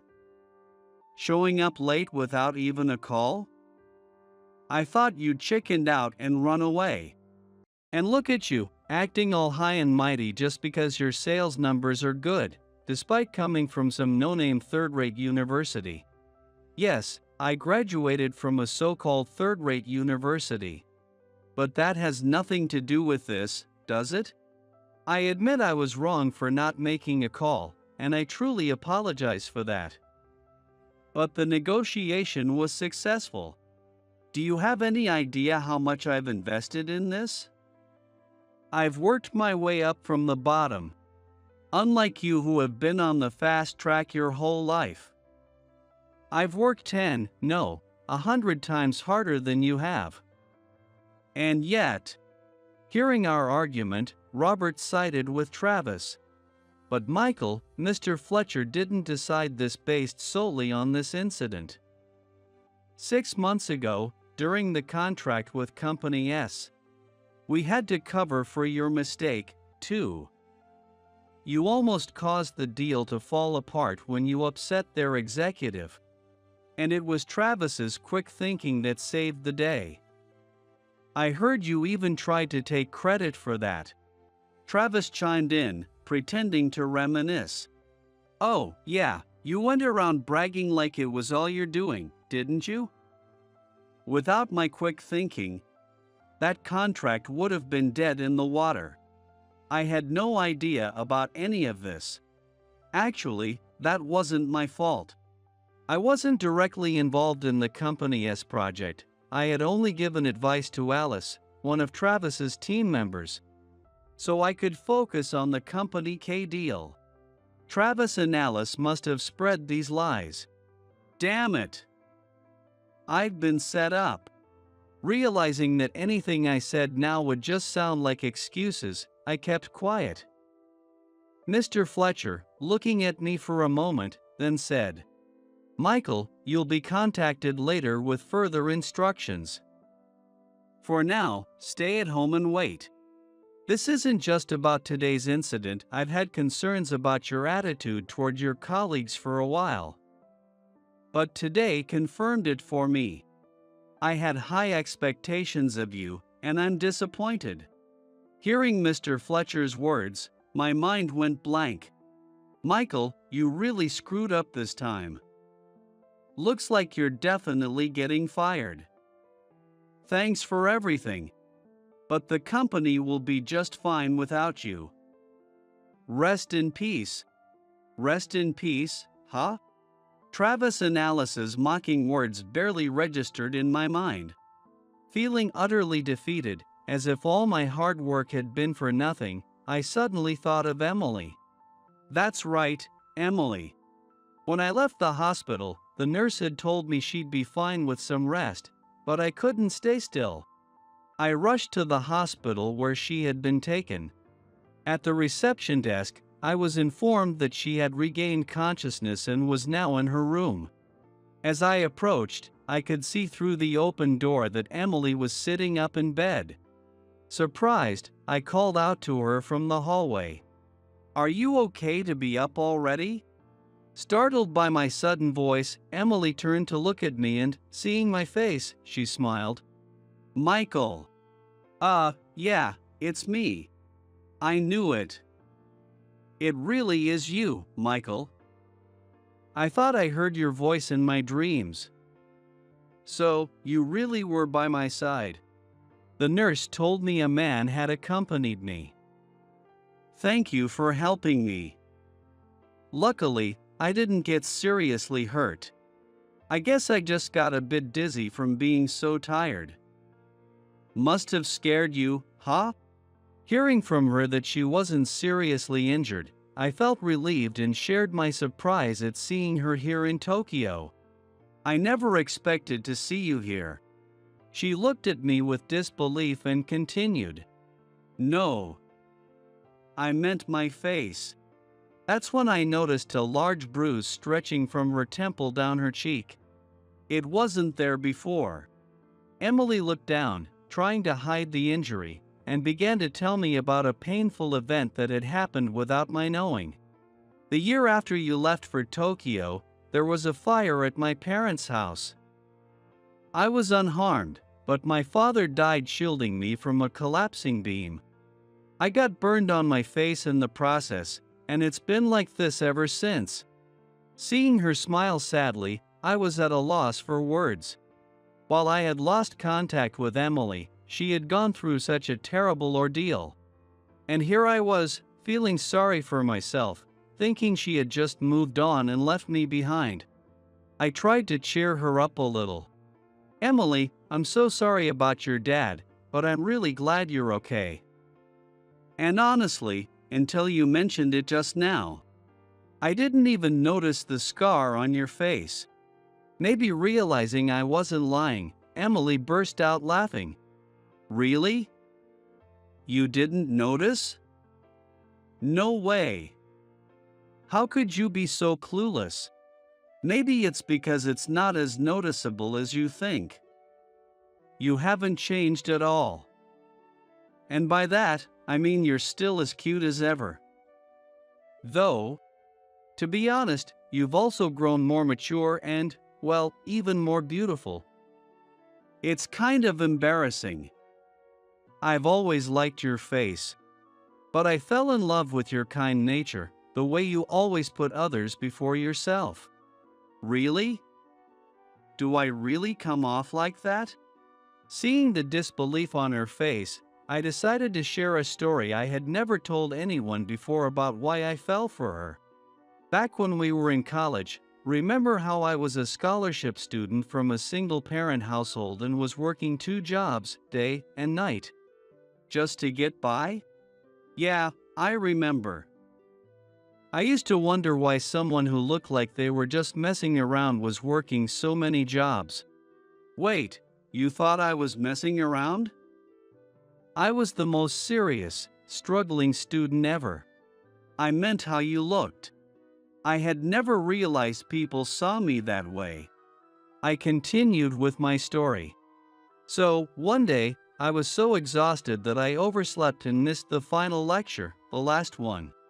Oh, yeah, I remember that. And that day of all days, it was Professor Williams's class, the strict one who'd automatically fail anyone caught cheating. Yeah, you definitely couldn't skip that one. As the nostalgic conversation continued, Emily's voice seemed to brighten. So, back then, we weren't even dating, just acquaintances from the same seminar. But you went to the professor's office to explain why I was absent, saying you'd take responsibility for me and asking if he could let me continue attending the lectures. I was shocked when Professor Williams told me later. He even teased me, saying I'd found a great wife. What? He could joke like that? Yeah, I didn't know either. But until then, I just thought you were a sweet, gentle girl, and after that, seeing you stand up like that, how could I not fall in love? I felt a little embarrassed sharing this secret reason why I fell for her. With a single sentence I said to Emily, I realized I wasn't ready to let go of these feelings. I have to stay in the hospital for a while to rest, but if nothing else comes up, I'll be discharged soon. After that, I plan to stay around here for about another week. Not wanting to miss this chance, I told her, I'll come see you again. Noticing the intensity in my gaze, she fidgeted with her hands on the blanket and softly replied, Yeah, I'd like that. I'll be waiting. It felt like our first date all over again. We were both too shy to look at each other. The next day, I was rudely awakened by a phone call from the company, formally notifying me that I had been fired. Everything I had built up was suddenly destroyed, and while I was vaguely thinking about what to do next, I realized there was no time to feel sorry for myself. To keep living, I needed a job first. I decided I had to start looking for a new job. 3 days later, I received a message from Emily saying she had been discharged from the hospital. She asked if we could meet the next day, and since I had plenty of free time after getting fired, I was more than happy to say yes. When I arrived at our meeting place, Emily was already there, and she greeted me with a smile. Sorry for the sudden invitation. Is everything okay with your work today? Not wanting her to worry, I answered in a deliberately cheerful voice. Oh, yeah. We just finished a big project, and I hadn't taken any days off for a while, so I had a lot of vacation days piled up. HR has been pestering me to use them, so I finally took a break. Hearing that, she looked relieved. We walked through the city together. We stopped at a store where she wanted to browse some accessories and enjoyed seasonal fruit juice from a stand. It felt like a date from our college days, a simple, happy time. Emily seemed delighted and said with a smile, I've always dreamed of walking around Tokyo with you like this. After we started our long-distance relationship, you only came back to visit a few times, and I never got to come here. I really wanted to visit you in Tokyo, you know. You didn't know that, did you? I had no idea she wanted to come to Tokyo for a date with me. She had always made time for me, working around my schedule. She must have been waiting, knowing how busy I was in Tokyo. The more I realized how thoughtful she had been, the more I loved her. Even though it took so long, I was glad to make her dream come true this way. As I was thinking about this, Travis, dressed in a suit, probably on his way to a meeting, suddenly appeared in front of me. Hey, Michael. What are you doing here? Oh. Travis.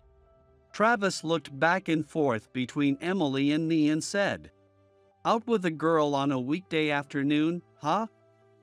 Must be nice. Oh, right, you're unemployed now. Thanks to you, I got a promotion. What? Emily let out a surprised voice. I hadn't told her I was unemployed. Let's go. Not wanting him to say anything more to her, I took her hand, trying to leave the scene. But just then, Travis grabbed my shoulder and shouted, Wait a minute. He then leaned in closer to Emily, scrutinizing her face, and said as if he had discovered something amusing, Whoa! What is this? This chick looks like a freak. Hey, don't tell me you got fired from your job because you were late saving this monster. You? Unable to hold back, I grabbed him by the collar. You can say whatever you want about me, but don't you dare insult her. Apologize to her. What? Why are you getting so worked up? It's annoying. Don't act all tough just because you're with some freakish girl. I was about to punch Travis when Emily, with surprising strength, pulled me back and said, "Stop it. Michael. I'm fine, really. This kind of thing happens all the time, I'm used to it. So, please, just stop. It's okay. Don't get so heated over something like this. Can't even take a joke, huh? You two losers, an unemployed guy and a freak, are perfect for each other. Have a nice life."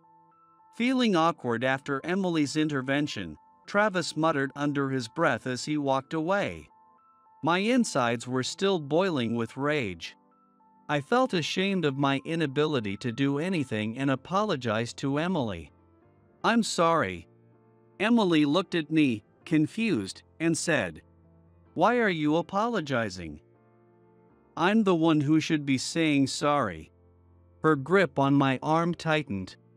She continued, "I kind of sensed things weren't going well for you.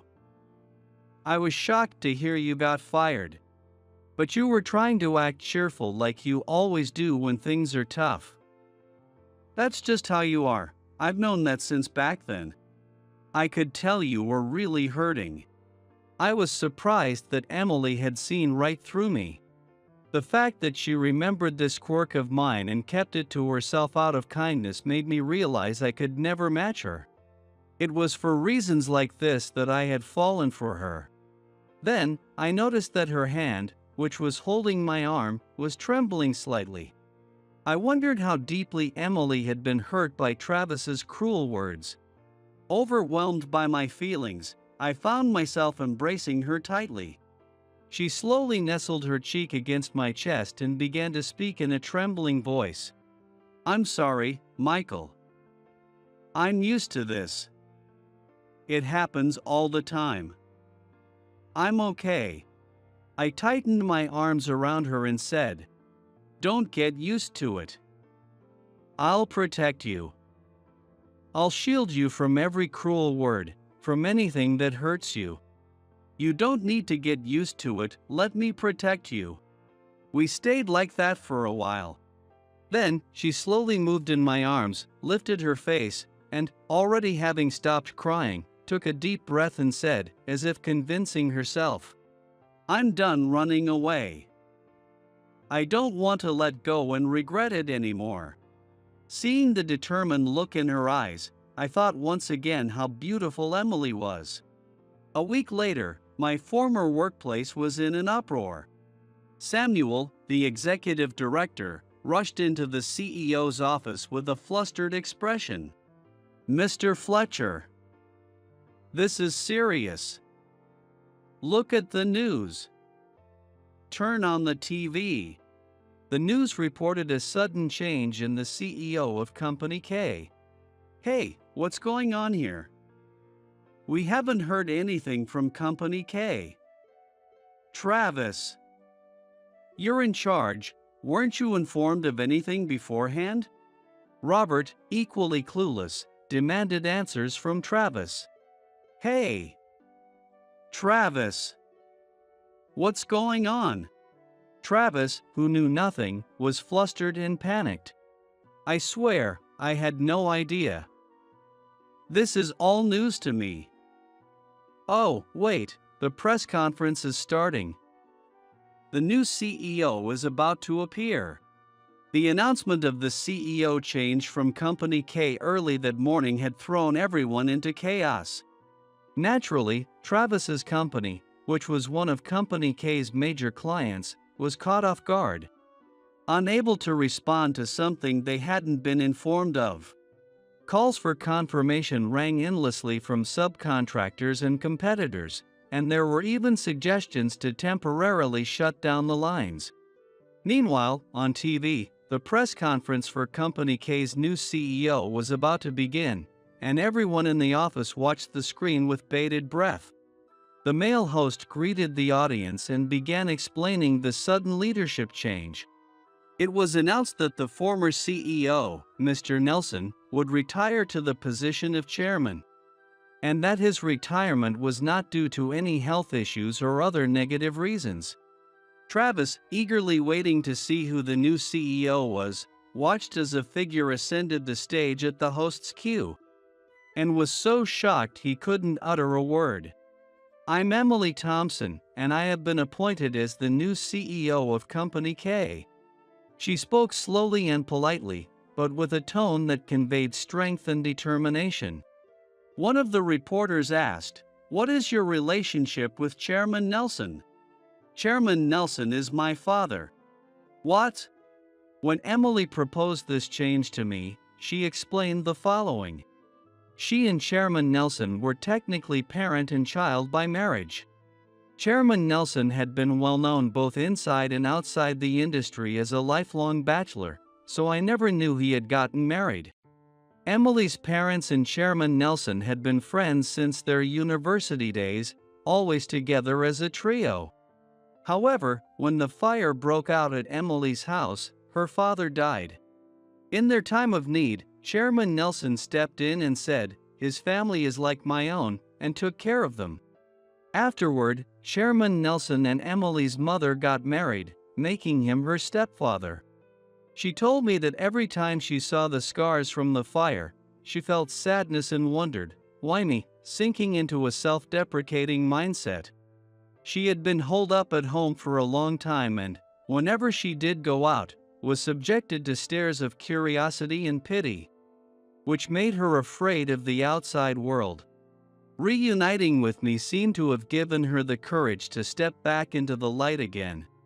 She said she wanted to become a CEO who could empathize with each employee, using her painful experiences to help others. When Emily's press conference ended, the room filled with applause and cheers. Back at the office, as they watched with bated breath, Robert turned to Travis, whose face had turned pale. "We weren't told about the change in CEO or that he had a daughter. We can't just sit around. Travis, we need to go greet her immediately." "Hey, Travis, why are you standing there in a daze? We need to move quickly." Watching the press conference from a distance, with tears welling up in my eyes, my phone suddenly rang. Wondering who could be calling at such an important time, I checked the screen and, ironically, saw Travis's name displayed. I hesitated for a moment but decided to take the call, thinking it was an opportunity. "Hello? What do you want?"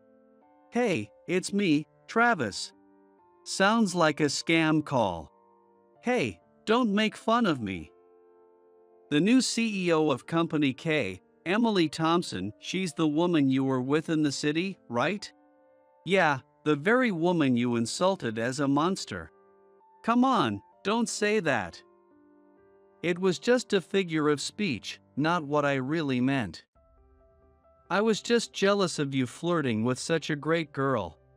That's all." Travis was spouting his usual nonsense. I really can't stand him. I prompted him to get to the point. "So, what do you want?" "I'm busy. If it's nothing important, I'm hanging up." "Wait. Please. As a favor to an old colleague, could you help introduce her to our company?" I knew it would be something like this, so I replied bluntly. "What? No way. It's impossible. You guys better be prepared for what's coming." "What do you mean? Did your company get any notice about the CEO change?" "No, right? That's what I'm saying. At worst, you're going to lose your contract. Goodbye. Don't call me again." I thought I heard Travis's desperate voice on the other end, but I ignored it and hung up. I must have looked really cold after hanging up the phone. Emily, who had just finished her press conference, noticed and asked me with concern in her voice, "Was that a call? Who was it?" I replied as if it was nothing, not wanting to trouble her. Oh, just someone I know. It wasn't anything important. Don't worry about it. She seemed relieved by my words, then showed me her palms, drenched in sweat, and laughed. I was so nervous. Look, my hands are all sweaty.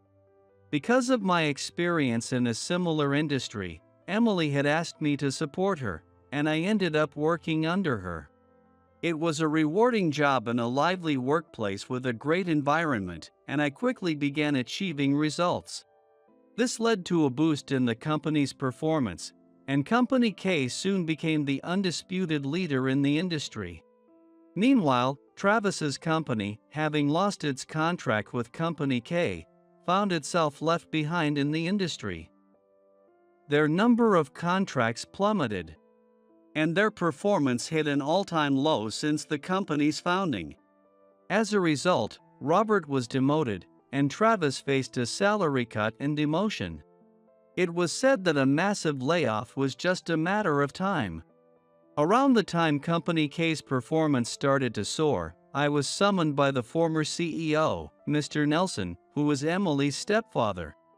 He was currently traveling the world with his wife on a very belated honeymoon. Under the guise of inspecting domestic and international locations as chairman of Company K. Since he wasn't around the company often, this was my first time speaking to him face to face. I was nervous about what he might say, but to my surprise, he bowed his head and said, "Michael, thank you so much for everything you've done." Not understanding what he meant, I replied to Chairman Nelson, "Please, raise your head. I haven't done anything. If this is about the CEO transition, it was all her doing. I really didn't do anything." Chairman Nelson continued, "Actually, when I married Emily's mother, Emily was against our marriage from the beginning. And who could blame her? She had just lost her biological father, and here I was, suddenly becoming her new father. It wasn't easy. I didn't know how to approach her. Her mother would say, 'Give it time, and things will work out,' so I avoided dealing with it myself. I was surprised.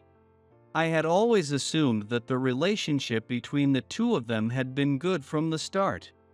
At the same time, I remembered that Emily could be surprisingly stubborn. And thinking about how her mother was such an optimist made me feel a bit nostalgic and amused. With all due respect, I really didn't do anything. It was all her hard work." So, as I hesitated, Chairman Nelson disagreed. "No, you changed her. I couldn't do anything about the scars on her face or the wounds in her heart. Emily is a kind girl. So she treated me kindly as a friend of her parents. She used to call me uncle. But she never accepted me as her father. Even after the marriage, she continued to call me uncle, always keeping her distance. To think that this renowned bachelor, known for his success and charisma, who had built his company into a formidable force, would be so timid around his own daughter, it just goes to show you can't judge people by their appearances. But suddenly, she started calling me Dad. I was so happy that I cried, and Emily laughed at me. I had been thinking about passing the business on to the younger generation, so I had been asking Emily if she would take over the company. She finally became open to the idea. I didn't quite understand what had happened, but I couldn't let this opportunity slip away. That's why the CEO transition happened so quickly. Of course, she still has much to learn to lead the company, and I'll be there to guide her.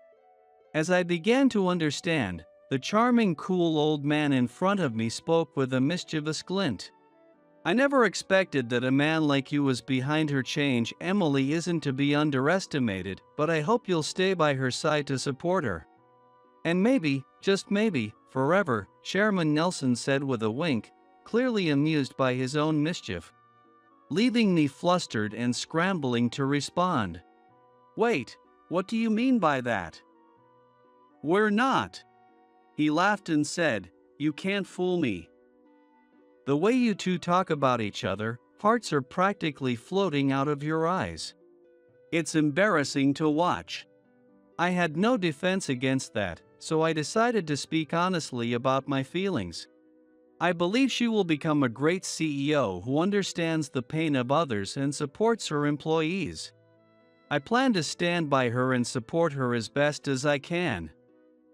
Eventually, I hope to build a life and a family with her, so when that time comes, I hope for your blessing, Dad. Feeling like I had scored a small victory, I glanced at him, but he was clearly one step ahead. With a calm smile, he said, "I don't recall ever becoming the father of such a big son.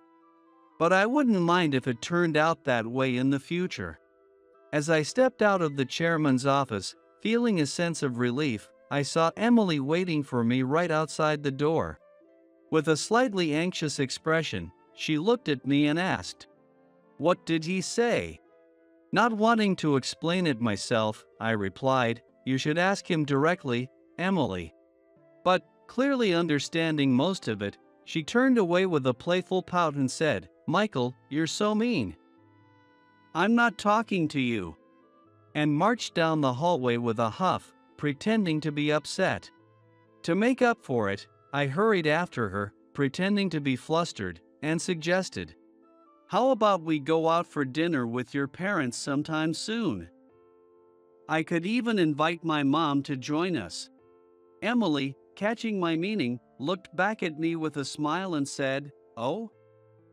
You mean? That sounds great. Let's pick a good date and plan it out." And so, I found myself walking down the path of life again with the woman I had loved since our college days but had once let go. A truly beautiful person is someone whose heart is pure and kind. It's not just about appearances.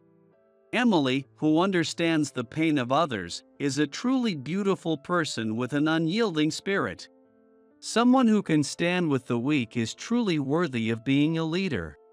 I will do my best to support this wonderful woman and live our lives together.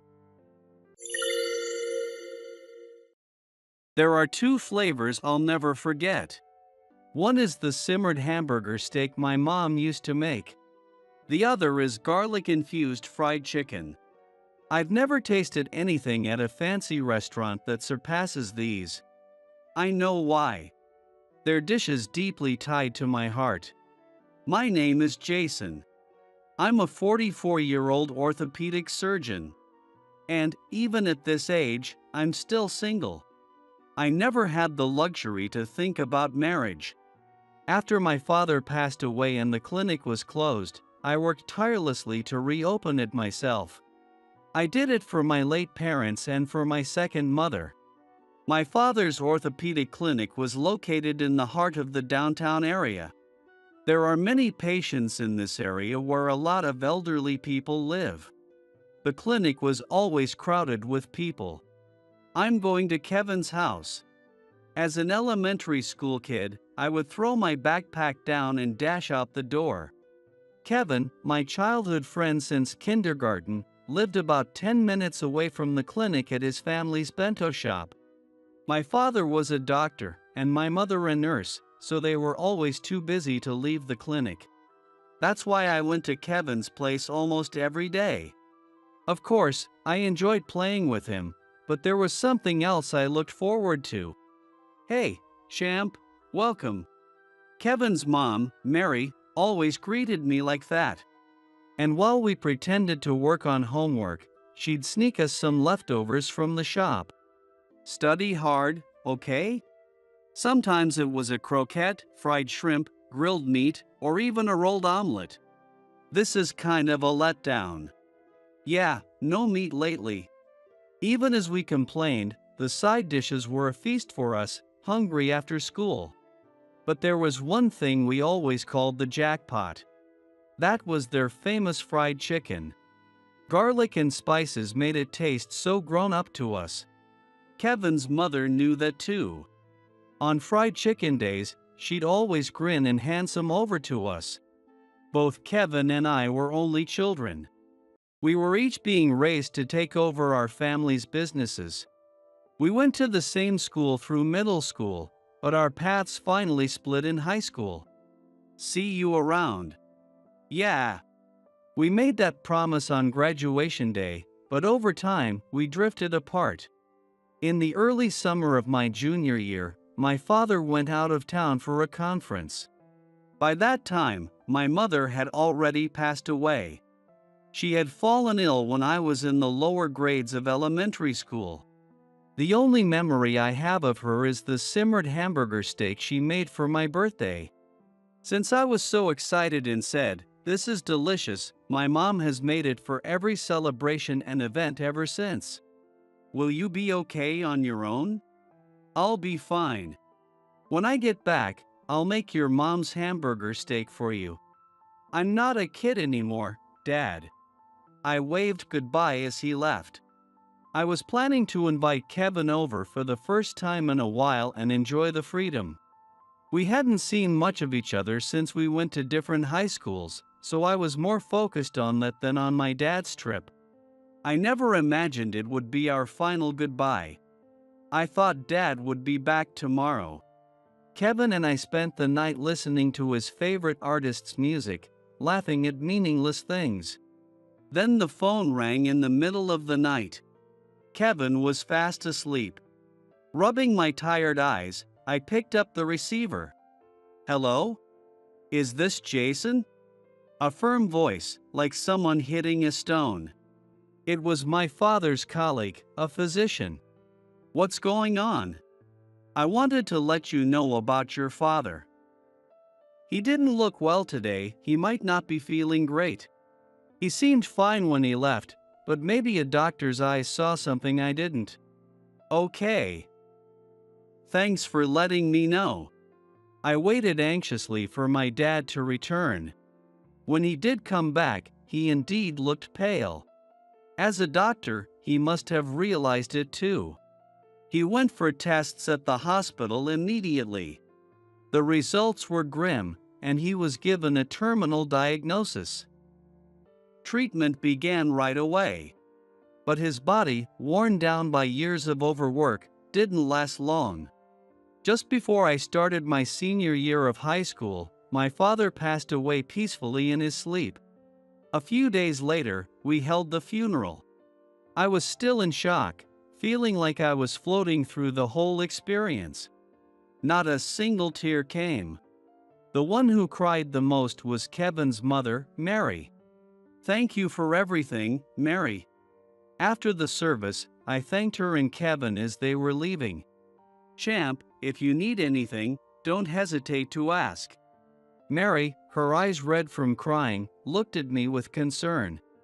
Yeah. Thanks to you too, Kevin. Kevin didn't meet my eyes once. He probably didn't want me to see him cry. My parents didn't have much family left, and both of my grandparents had passed away early. With no relatives to rely on, I was left all alone. My father had made sure I had enough to cover college tuition, so at least I didn't have to worry about that. But the real challenge was the now empty clinic. As the only son, I had inherited it. However, the maintenance costs were steep. I didn't want to lose the clinic my father had left behind. From that moment, my goal became clear: to reopen his clinic. I started dipping into the savings my parents had left, doing my best to live frugally. My goal was to get into a national university medical school that I could commute to from home. I focused on studying for the entrance exam, and once that was over, I immediately started working part-time. My days were packed with university classes and work, leaving me only enough time to come home and sleep. To save on food costs, I'd buy discounted items at the grocery store right before closing. The one indulgence I allowed myself was on payday. On those days, I'd always go to Mary's bento shop and treat myself to a fried chicken bento. Working late every day, huh? You've lost a bit of weight, haven't you? Mary always kept an eye on my health. Compared to you, I look thin, Mary. You've gotten cheeky, haven't you? She'd puff up her round cheeks playfully. Here, I added a little extra for you. Mary would always pile on more rice and fried chicken. Thanks, as always. I told you, if you ever need help, I'll be there. I'd bow my head and head home. Entering my dark, empty house, I always found myself missing the warm glow of the bento shop. About a year into this routine, I ran into Kevin in front of the shop. I was shocked by how he looked. His hair was dyed silver, he had several piercings, and even his nails were painted. Maybe it was his love for hard rock showing through. You've really changed. This has nothing to do with you, Jason. His cold tone caught me off guard. What's with the attitude? You just go on and be a great doctor, okay? It wasn't just his appearance, Kevin seemed to have changed on the inside too. At that moment, Mary came out from the back of the shop. Oh, champ, welcome. She noticed Kevin too. Kevin, you're back. Don't just stand there, come inside. Kevin clicked his tongue and headed toward the house behind the shop. You must be surprised. He's joined a band at college. Mary sighed. Kevin's changed, hasn't he? She lowered her voice. Well, after arguing with his father about his future, he barely talks to us anymore. Kevin had gone to a 4-year university. His father, on the other hand, wanted him to attend culinary school and take over the family business. He said, "There's no way I'm taking over such an outdated shop," and since then, his relationship with his dad has been terrible. Mary had always seemed so cheerful, I had no idea this was happening. Are you okay, Mary? Well, we're family. We'll figure it out, she said, brushing off the worry with her usual brightness.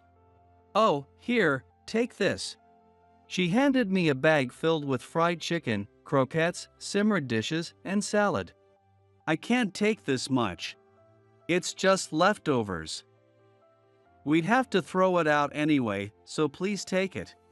Mary pushed the bag into my hands. One day, I'll definitely repay you.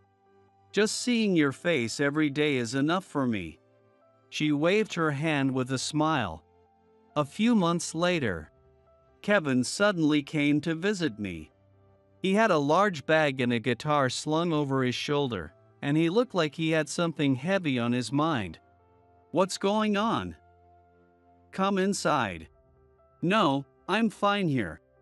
Kevin stood at the doorway, staring at me with a serious expression. I'm leaving home. I held my breath. Why? I'm going to try to go pro. I'll be staying with a friend for a while. I didn't know what to say in that moment.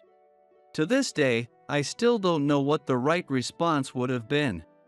Should I have told him to stop, that going pro was unrealistic? Or should I have encouraged him and said he could do it? In the end, I couldn't say anything. I just stood there, frozen. Take care of my parents for me. What do you mean, take care of? They're your parents. But Kevin only gave a sad smile and walked away. The way he waved his hand looked just like how Mary always did. After that, Kevin really did disappear. According to Mary, he had finally left after clashing with his father about his future.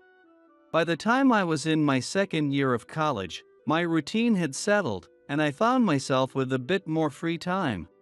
Since Kevin had left, Mary had always worn a smile tinged with sadness. I started helping out at the shop whenever I had a free moment. I'll make sure to pay you for your work. Come on, with all the fried chicken you've given me over the years, I'm still in debt. As I worked at the shop, I began to notice something. Mary always made extra fried chicken. And she would hand it to me, saying it was leftover. You shouldn't do that, Mary. If you keep this up, your shop will go under. I had already sensed that the shop wasn't doing well financially. I'm so glad you're here, champ. This is my way of saying thank you. Mary's eyes filled with tears as she clasped her hands together. I'm sure she saw a bit of Kevin in me. While working alongside Mary, I managed to finish my 6 years of medical school. Of course, when it came time to prepare for the national exam, Mary insisted I stop helping. If Champ doesn't pass because of this, I won't be able to face your parents. With her support, I passed the exam on the first try. I spent the next 5 years as a resident at the university hospital. As a resident, my life was consumed by work and studying, with barely any time to sleep. Working night shifts, I often found myself passing by the dark bento shop more and more. I wonder how Mary's doing. I'd mutter to myself, too exhausted to do anything but fall asleep. One evening, just as the sun was setting, I found myself walking by the bento shop again for the first time in a long while. It was dinner time, and the shop was bustling with customers. As I passed by, I saw Mary busy packing bento boxes and side dishes, but I tried to slip by unnoticed. Hey, champ. Wait up. Mary had spotted me. You haven't eaten yet, have you? Here, take this. She handed me a special bento, packed with extra side dishes. Mary, I'm working now, you know, I said, pulling a 1,000 yen bill from my wallet. I know, but you'll always be like a kid to me, she said with a smile. Her face was thinner, and there were more wrinkles than I remembered. Mary, are you okay? You're not overworking yourself, are you? I'm fine, just a little busy. I realized she must have been close to 60 by then. Don't push yourself too hard. She waved me off with her usual gesture as I left. After my residency, I was set to move to a distant general hospital to further specialize in orthopedic surgery. I tried to visit the shop several times to say goodbye, but it was often closed. Just before my transfer, I stopped by her house, and Kevin's father answered the door. She's in the hospital. What happened? She's just exhausted, but don't worry, she'll be out in a week. Not wanting to show her weakness, she refused any visits. And so, I moved without getting the chance to say goodbye. I worked at my new hospital for a long time, building up 20 years of experience. Eventually, I decided to return to the university hospital to prepare for reopening my father's clinic. I wrote to Mary several times, but never received a reply. After settling in at the university, I headed straight for the bento shop, only to find it permanently closed. I rang the doorbell at her house, but there was no answer. I slumped my shoulders in disappointment. Where could Mary have gone? I shook off the worst-case scenario from my mind. Work at the university hospital quickly consumed me, and I didn't have time to search for her. Then, one day, an elderly woman came in, complaining of severe back pain. She had been referred by a local clinic that suspected another condition. When I glanced at the name on the chart, I was speechless. Mary. It was Mary. Thank you for seeing me, she said, her back bent and her body much thinner than I remembered. She squinted, trying to make out my face. Mary, it's me. My voice trembled. She tilted her head in confusion. It's me, Jason. Kevin's childhood friend. Her eyes widened in recognition. Oh, champ. Look at how you've grown. It's all thanks to you, Mary. I didn't do anything. You're the one who worked hard, champ. Her face, now lined with age, was streaked with tears. I'm so glad I got to see you. Mary's husband had already passed away, and now she was living with relatives. What about Kevin? Mary weakly shook her head. I see. I gently helped Mary lie down and began her examination. Looking at the x-rays and test results, it was clear she needed treatment beyond orthopedics. She would need internal medicine and possibly surgery. I've lived long enough. I don't want any more tests or treatments, Mary said quietly, her words causing my hands to clench into fists. Don't say that. We'll get through this together, I said, gripping her hand tightly, making a promise. Where had her once plump hands gone? Now, they were just skin and bones. After consulting with internal medicine and surgery, Mary was admitted to the hospital immediately. The plan was to restore her strength through internal treatment before proceeding with surgery. I visited her every day.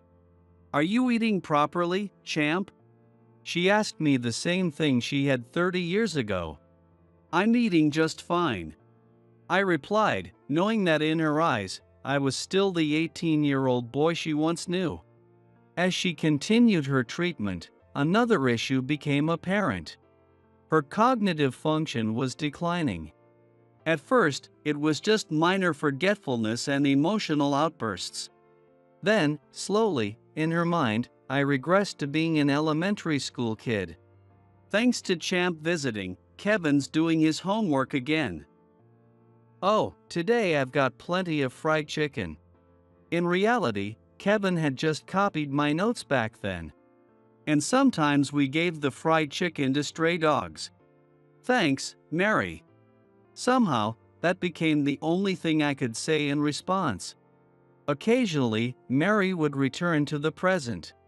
When I visited, I'd find her lying in bed, staring up at the ceiling. I wonder how Kevin's doing. A sharp pain stabbed through my chest. Back at the office, I made a decision and placed a call. 2 weeks later, a man walked into Mary's hospital room. A woman holding a child stood behind him. I quickly stood up from where I had been sitting with Mary. Kevin. You came. Kevin nodded to me. Sorry for not getting in touch sooner. Please go see Mary. I stepped aside to give him room. To find Kevin, I had called every middle school friend I could remember. I even asked our old teacher and some neighbors. It turned out Kevin had been closer than I thought. He had become a chef and was working in the neighboring city. He had given up on becoming a professional musician during his student days. Mom! Kevin gently called out to her. Mary slowly opened her eyes. Who is it? It's me, Kevin. Kevin? Yeah, it's me. Mom, remember when you got mad at me for copying Jason's homework? Or when you made me skip dinner because I didn't help out at the shop? And when I said I wanted to be in a band, you told me I had talent? Kevin's voice trembled as he spoke. The woman behind him, likely his wife. She held their child close. Kevin. Kevin, you've come home. Finally, recognition lit up Mary's eyes. How are you? Are you hungry? She reached out her frail hand to touch him. Kevin gently took her hand in his, holding it tightly. I'm sorry for worrying you, Mom. Mary motioned with her free hand, and I adjusted the bed so she could sit up. I'm married now, Mom. And this is your grandchild. His wife carefully brought their child closer to Mary. The little boy looked a bit nervous. Mary softly patted his head. He looks just like you, Kevin, she said, her voice filled with warmth. I watched them from the side and quietly left the room. About 30 minutes later, I got a call from the nurse's station. Kevin wanted to see me. Jason, thank you, he said, looking a bit embarrassed. At that moment, I felt a surge of anger. He had left Mary alone for over 20 years, and yet she never uttered a single word of resentment toward him. "Let's talk," I said coldly, and we headed to the hospital courtyard. "Why didn't you reach out all these years?" Mary had always wanted to see him. Living just one city over, he could have come any time. "I did come," Kevin shot back, his voice rising in anger at my accusatory tone. "I went to the shop. I saw you there, working with her, like you were her real son. It's always been that way. You were the smart, good kid. My parents' favorite."